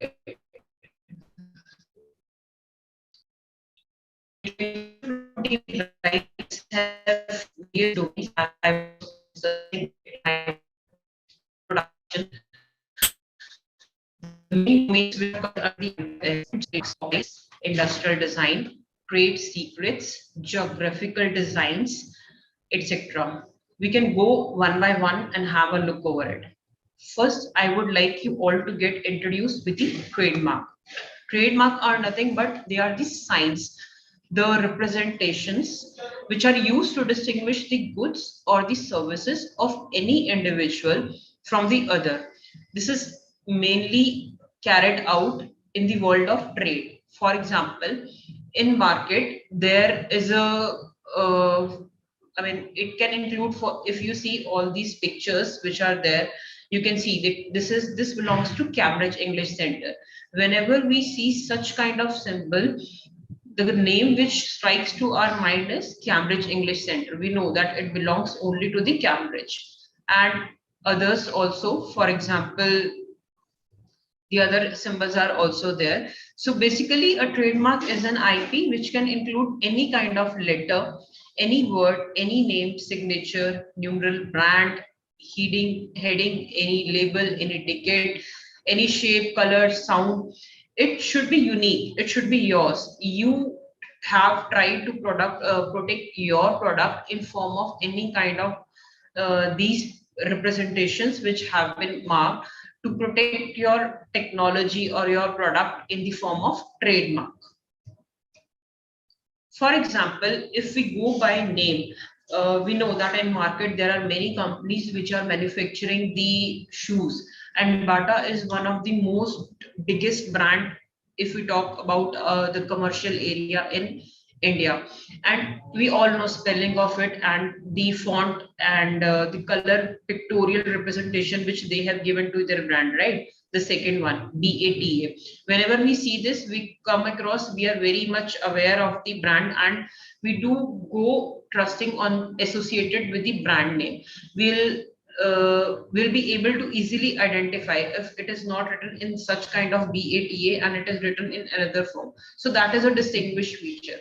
The Bata company has provided this particular representation to their brand in order to protect their product, first of all. Second thing, so that we as a buyer or as the consumer are well known to it, that what is exactly the product which we are going to buy. Does that belong to Bata or does that belong to anyone else? Similarly, you will see in the other products also. For example, if we talk about Nike, you'll always see a tick mark in their, either on their t-shirts or under their shoes or any of the sports product which they are manufacturing. This is only that they have registered their trademark in the market just to avoid the competition plus the infringement. So whenever you are going to protect your any kind of product under the trademark, any company or any individual, we should remember few points. For example, the first thing is that whatever product or whatever name or whatever symbol we are giving to our particular brand, it should be memorable, it should be easy to pronounce, it should be, the people should be able to relate it very easily with the product and services which you are delivering. And of course, it should be appropriate and usable in terms of industrial applicability and reproducibility. The second IP which we are discussing is the industrial design. So many a times we come up with the very innovative structures or the features which are in form of shape, configuration, patterns, or ornamentation of any kind of article, which when we see peculiarly, we are able to know that this is the one which is belonging to this particular domain. So such kind of assets we protect under the industrial design.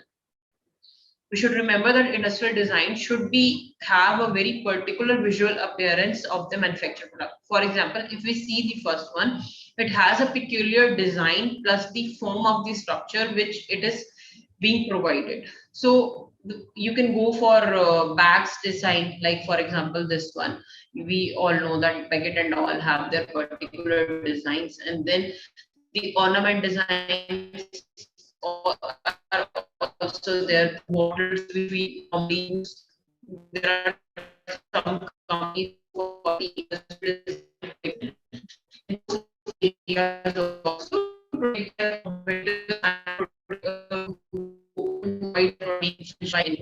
the commercialization era is at high peak. The next IP is which we are discussing is the copyright. It is all about the literature and the artistic and grammatical and musical work, everything which is available in form of writing. The course of art, we think, the books, the scripture which we are writing, any kind of songs which we want to protect and have a protection of it. So that kind of expressions and that kind of protection are being covered under the copyrights.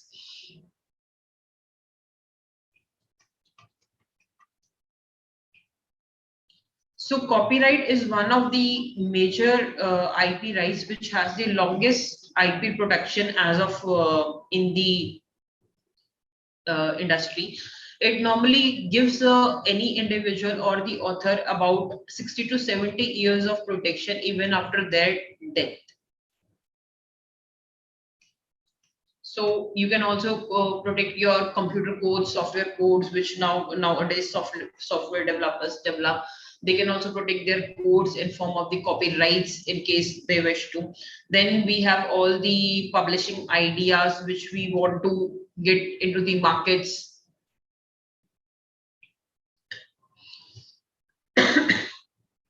The next copyright, the next IP right which we are discussing is the trade secret. It is about, as the name also suggests, it is keeping your invention a very much secret, all about confidentiality. For example, we all are well aware of the this product Coca-Cola in the market, and many a times we also see in the newspapers and we have read many articles about the formula or the recipe by which the Coca-Cola is being prepared. But till now, as of now, since the Coca-Cola is here from decades in the market, but till now there is no one who knows about the secret recipe by which the same product is being prepared. This has been always kept as a secret, and the product is being launched and still going on, and obviously will go in future as it is like this only. So this is kind of the information which is very much confidential in between the company itself. Like many less people of the employees of a particular organization or a company who are dealing with such kind of IP protection are aware of such kind of formulas by which the company is manufacturing a big product for their commercialization. So this is kind of very risky type of option, because although the employees are bound with the confidentiality purpose, but still it is like if one, for example, leaves an organization, then it might become at risk that the previous company might lose their IP in form of any leakage or any kind of disclosure to other person. So actually when any of kind of such of IP is leaked by any kind of such kind of activity, then it becomes a competitive advantage obviously to the competitor of the company, and there are no legal means to prevent competitors from using the technology. For example, the other IPs which we have discussed till now and which we will be discussing in our future slide also, they do have some or the other means abided by law where the particular IP is protected under the law, and a person infringing the same is can be punished or can be penalized for the same. But for trade secret as such, there is no legal means bounded by which we can protect the IP of the person. The next which we are discussing is the geographical indication. As the name indicates, it has very much to do with the geography of the intended product. For example, most of us are well aware of the Darjeeling tea or the Nagpur oranges, Kolhapuri chappal, Mysore silk. We always call such products by the origin of their name: Darjeeling, Mysore, Nagpur, Kolhapuri, right? So geographical indication is nothing but it is a name or sign used on the product which corresponds to a specific kind of geographical location by which some region of the country is reflected in a very clear manner. So it's like and no one other has rights to claim that same belongs to them without the place of origin unless they have something in authorization that this was being bought or being prepared from the area of origin only.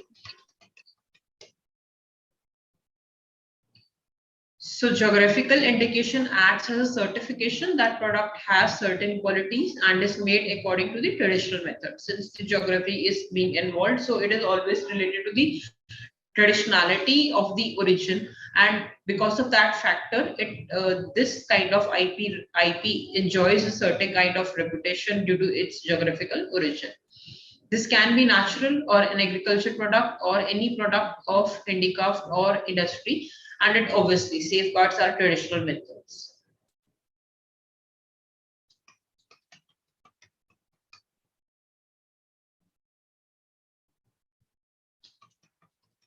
The next comes the very much booming aspect of IP, which everyone, even a school day student, is aware of these days. It is nothing but a patent, the hugest IP available in the area of IPR. So patent is nothing but any invention which permits in practice the solution to a specific problem in any kind of technology. Patent is one of the IPR which protects the inventor's ideas in form of writing, which is called as a patent application, and once it is granted, it is called as a patent. So in India, if we talk about India, there are three criteria which we call it as a three test for patentability. which involves the first one is novelty, second one is the inventive step. It is also called as non-obviousness, and the last one is called as industrial applicability. We'll see to it one by one. I would like to explain since these are important with respect to patent. The first one is novelty. If there is any kind of product, any kind of method, or any kind of device, etc., which is new, novel, which was not existing.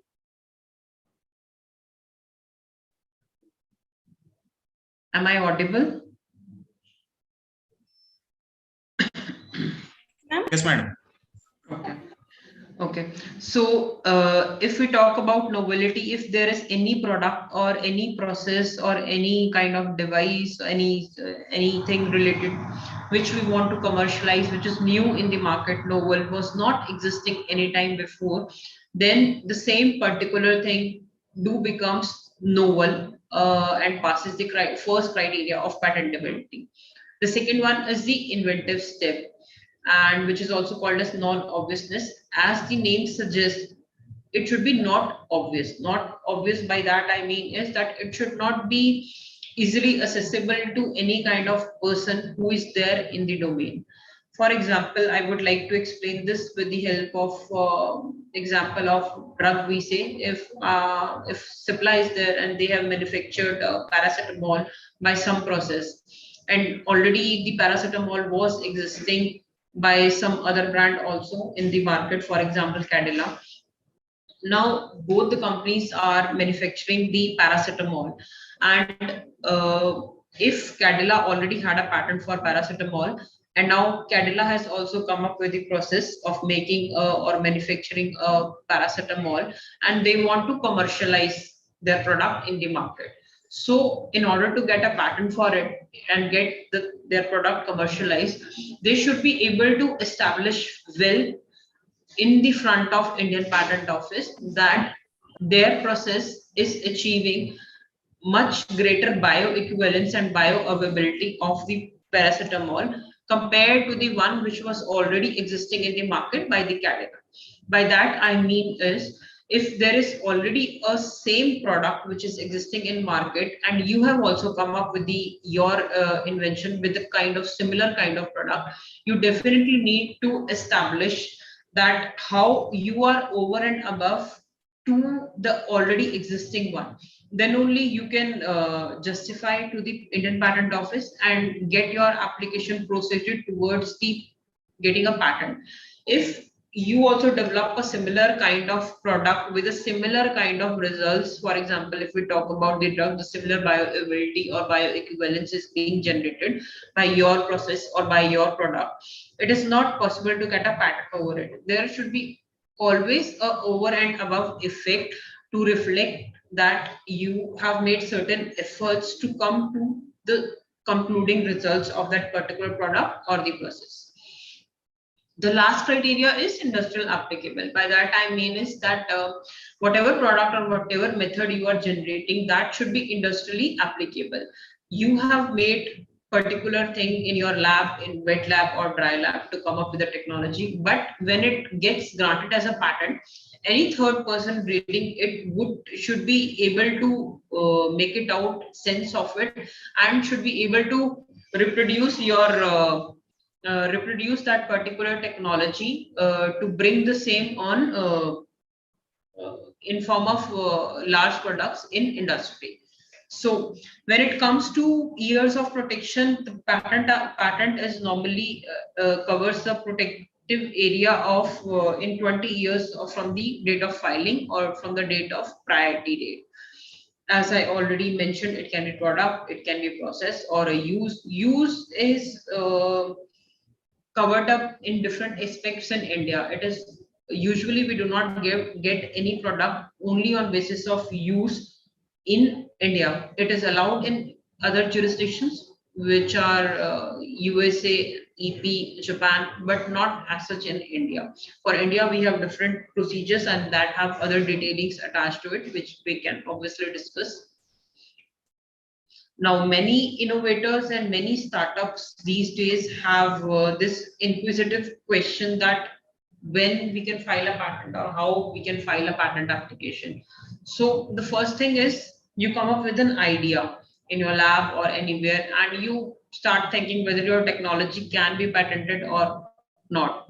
So to assess that, we go for a patentability assessment, which, as we discussed in the previous slide, should obviously pass the three criteria of being novel, being inventive, and being industrially applicable. Once we are done with that, there are channels by which we can do the same. For example, patentability assessment can be done through a wide task, which in a technical terms is also called as patent searching, patent application searching. That is done through number of databases which are also available freely and which are also paid. This work is normally done by the IP professional. And the databases which I had just referred include Indian Patent Office site. They have this searching domain where we can search our invention. We have Google Patent Search, eSpaceNet, and WIPO, USPTO. These are the freely available databases where we can search our disclosure to get to know whether it is novel or not. And there are also other kind of paid softwares by which we do such kind of assessment. For example, Skyfinder, Orbit, Thomson Recruiters, etc. So once we are done with our first task, that and we have concluded that our invention or our disclosure is has passed this criteria, we can go for drafting the same. For drafting and filing, drafting again has two criteria. We can go for a provisional application also, and we can go for a complete application also. Provisional is when we are not sure that whether the application for which we are talking about is complete in nature, or would we like to add something to it in 1 month, 2 months, 3 months. Then basically, to secure the priority date, we do go for a provisional application. And from there we have excuse me, 12 months window to file a complete application, where we pen down all the experiments or all kind of information we like to put in our invention, you complete disclosure to it basically. And once this is done, we can do a filing of our patent application at IPO.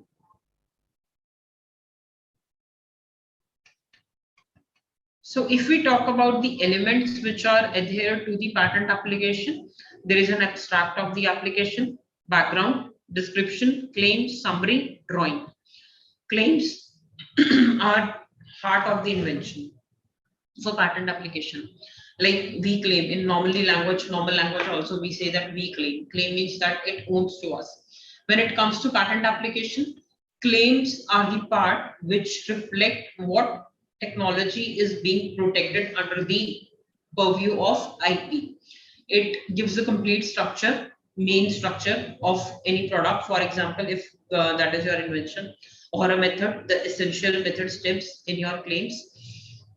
Abstract is about a kind of small idea that what your technology is being related to in a patent application. Background of the invention means that whatever technology, like you have come up with the advanced technology and the previous one might are existing, what drawbacks they were adhered to, so that you thought that it should be improved and a certain product or a certain process must be evolved. So that all content is there in the background of the invention.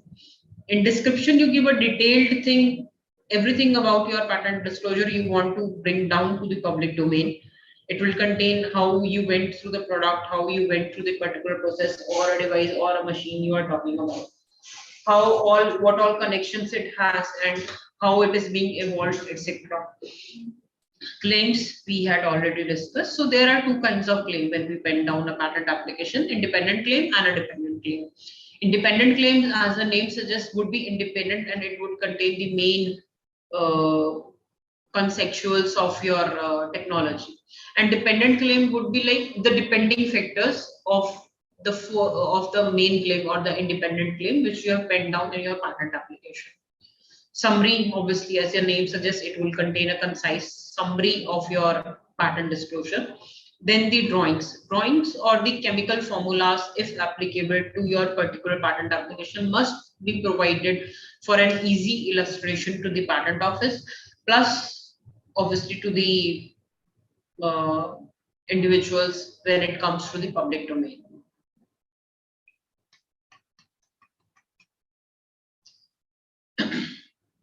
So these are the types of patent application.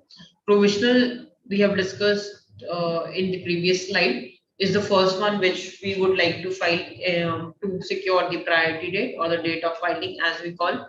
In patent application, in case of patents, everything revolves around the date of filing or the priority date only. So we normally give this technical word to it. If you want to file a complete application, that is normally done either at the first go when you do not want to go for provisional application, or in the 12 months when you are done with this provisional patent application. Conventional patent application. This is when you are done with the complete application in India and you think that your innovation, your invention would be a good market in other jurisdictions, for example, in US, EP, Canada, China, and you want to file an application in those countries also. Then in 12 months of filing this complete application, you go for a patent, conventional patent application. Now PCT. PCT provides, PCT is a channel by which you can file your application worldwide. It does not give you a protection, but it is a channel by which you get to know many things. PCT is expanded as Patent Cooperation Treaty, and India is one of the members of it. So in case I think of 20 to 30 countries in which I want to file my patent application, in order to avoid the cost or in order to avoid the much time, what I will do is I'll file a complete patent application and then I'll go for a PCT application. So it is a long topic. I'll be discussing in my next slide. Patent of addition. Patent of addition is, for example, when I have filed a complete patent over some device. For example, let's say it's a device which is there in, which is fitted in car. And now I come up with addition of some mere improvement, we call it as technically. If I have come up with the mere improvement in it, which is adding a functionality, additional functionality to the one which I had already filed. So we go for a patent of addition, just to secure this mere modification to the existing complete patent application which we had already protected.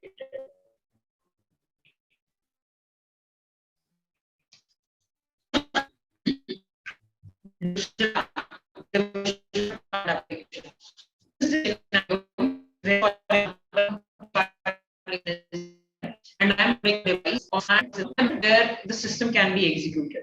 So I may bifurcate my complete application into a divisional patent application by segregating device in one application and method in another application. Or if there are, for example, two systems, both are different in functionality, two methods which are doing something different and achieving two different kind of products. So that complete application can be bifurcated as a divisional application.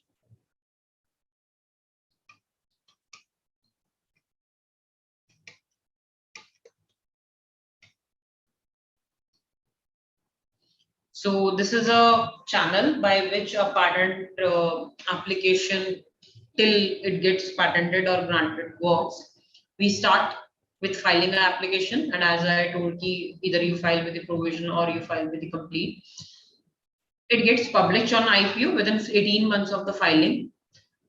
Any individual, any corporate which has filed the application, basically they are called as applicant. So applicant needs to file a request for examination within 48 months of the priority date or date of filing. And it is mandatory in India. Your application will never be examined until you file this request in 48 months. And when it is, and we are not doing the same, the application gets abandoned under the eyes of IPO. Once the application is examined, a first examination report is being issued. This is called as FER. It is issued by Indian Patent Office. It basically comprises of the many objections. For example, if a patent office is not satisfied that whatever you gave in your drafting and filing of your application is not up to the mark, so they'll generally generate this FER, and you need to reply to them justifying your points, which is called as response to FER or response to office action. This has to be done within a stipulated timeline of 6 months by the IPO. It can be extended to 3 months also. Once this reply is being filed, patent office either accepts, or if still not satisfied, they'll issue a last opportunity for you, which is called as hearing in IPO. Hearing is where you and the controller, which passes your application to a patent, gets one-to-one and discusses about the problems which controller is having with your application, and you justify yourself. Once that is done, the controller normally grants your application, or if, discusses it out. If it is not an invention, they refuse your invention. And then once that is done, you get a patent certificate and your patent is granted, and you enjoy the monopoly rights of a patent for 20 years.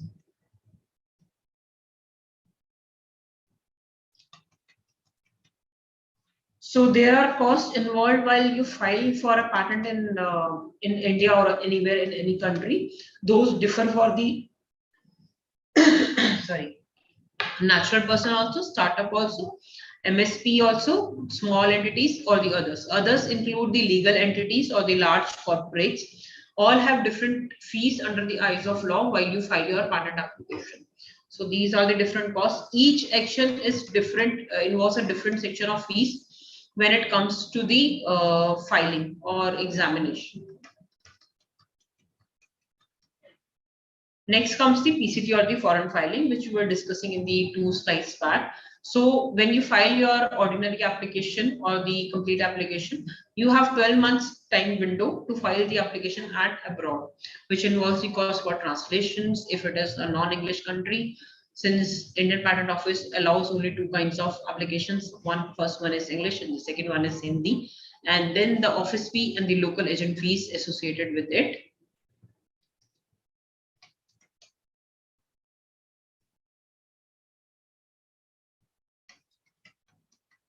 Once a PCT is filed,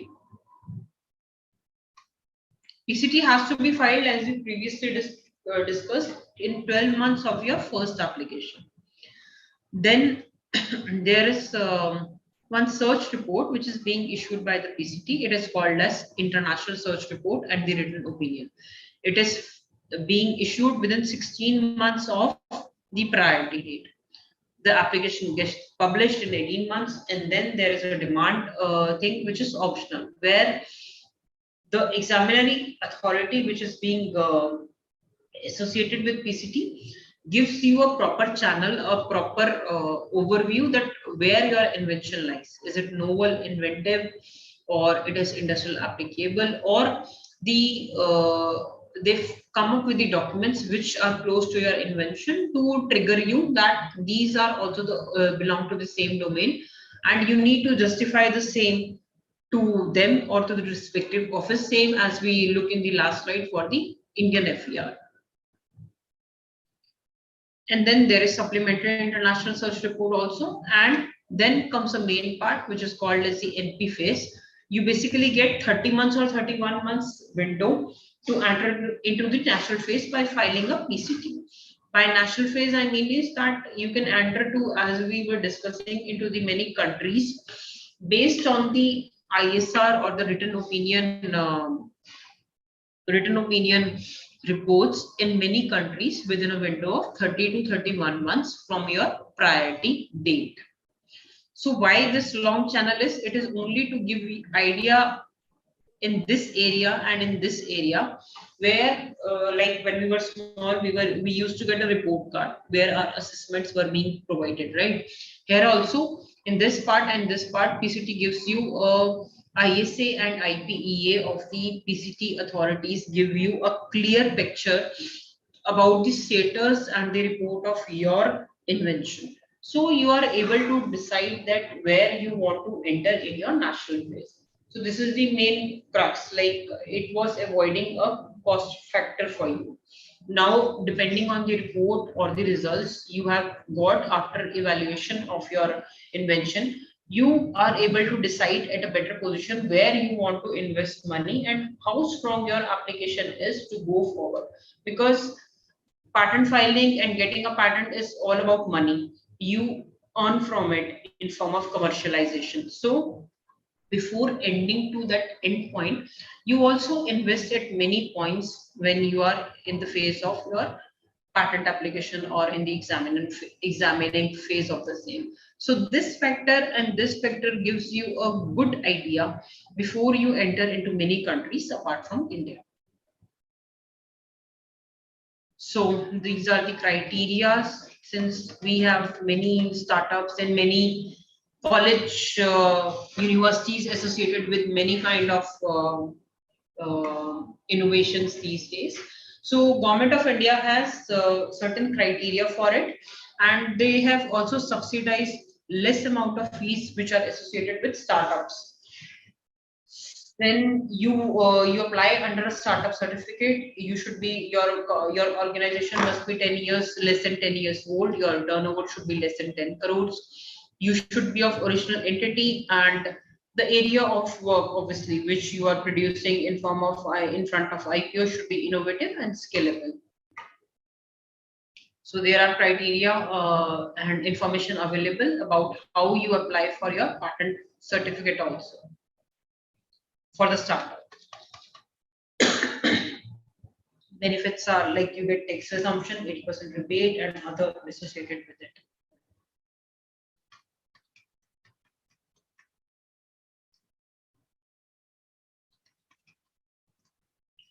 So we also have startup with which are collaborated with our organization. Sorry.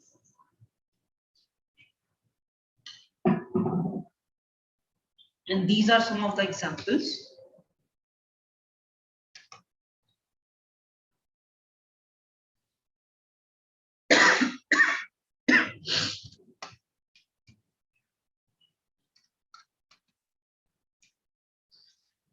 We are also associated by filing in many of the countries, and we have offices in such domains and work in almost all kind of technologies.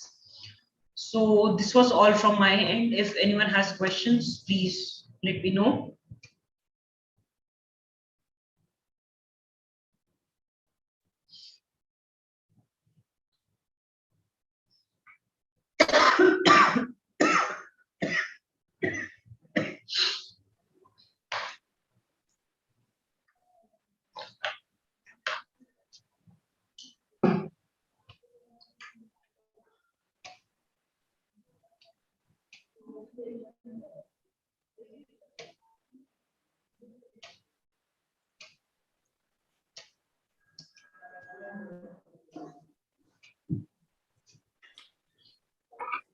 Any questions?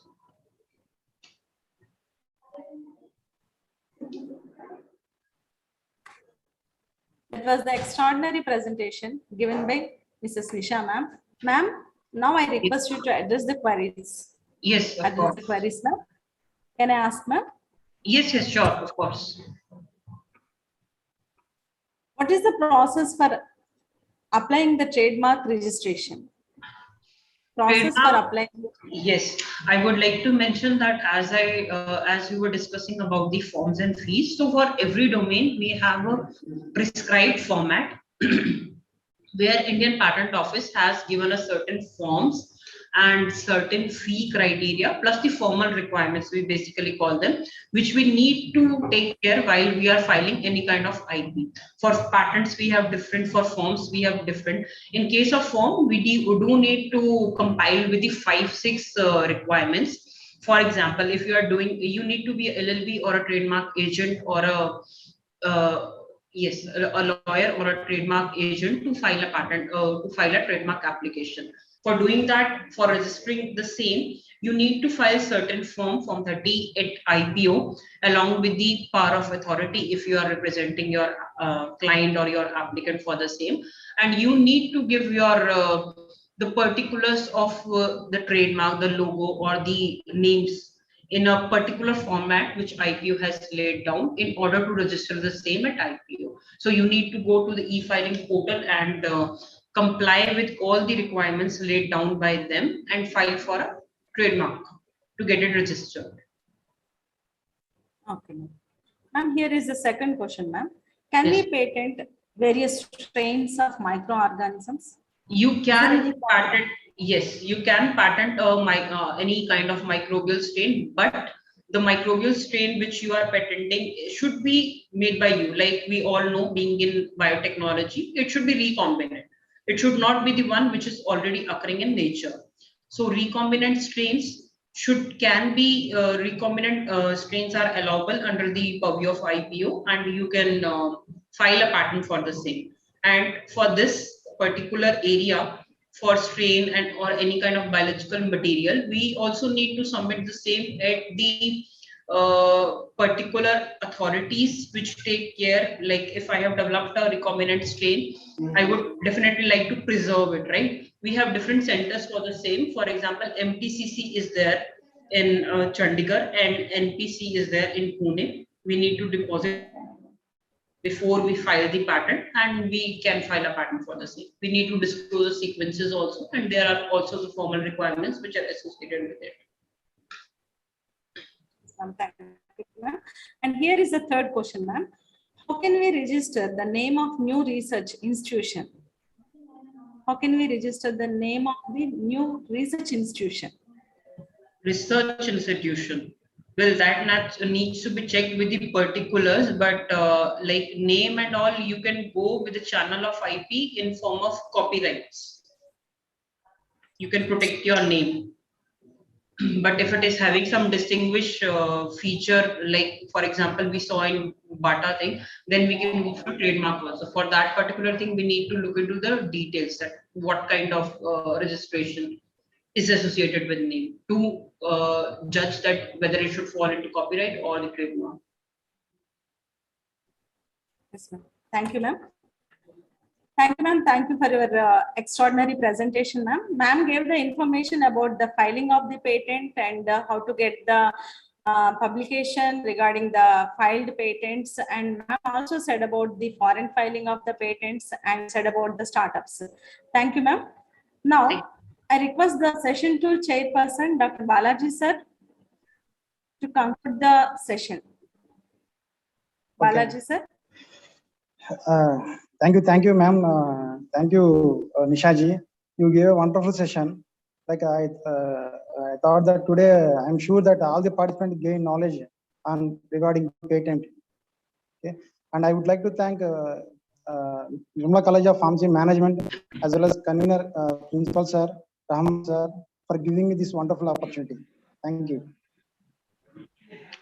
Thank you. Now I request the chairperson and resource person, ma'am, please accept our token of gratitude in the form of e-certificate, ma'am, on behalf of management of Nirmala College of Pharmacy, Utah Health Sciences USA, the Moksha Scientific and Faculty of Pharmacy. Please accept our token of gratitude, ma'am. Thank you, ma'am. Thank Sir. you. Thank you, ma'am. Thank you. Thank you, ma'am. Thank you, sir. Thank you, ma'am. Thank you, sir. Dear delegates, afternoon session, we have the e-poster and oral presentations by the respective departments, and we'll send the separate Google Meet link. Please follow the Google Meet link. You can see the Google Meet link in our respective WhatsApp group and the Gmail. So please follow the Google Meet link to start the competition and to start our presentation, and all the participants will get the participation certificate, and there will be the prize money for the winners of e-poster and the oral presentees. And I also request the delegates, compulsory you need 100% attendance, then only we'll give the participation certificates. So remember that. Thank you.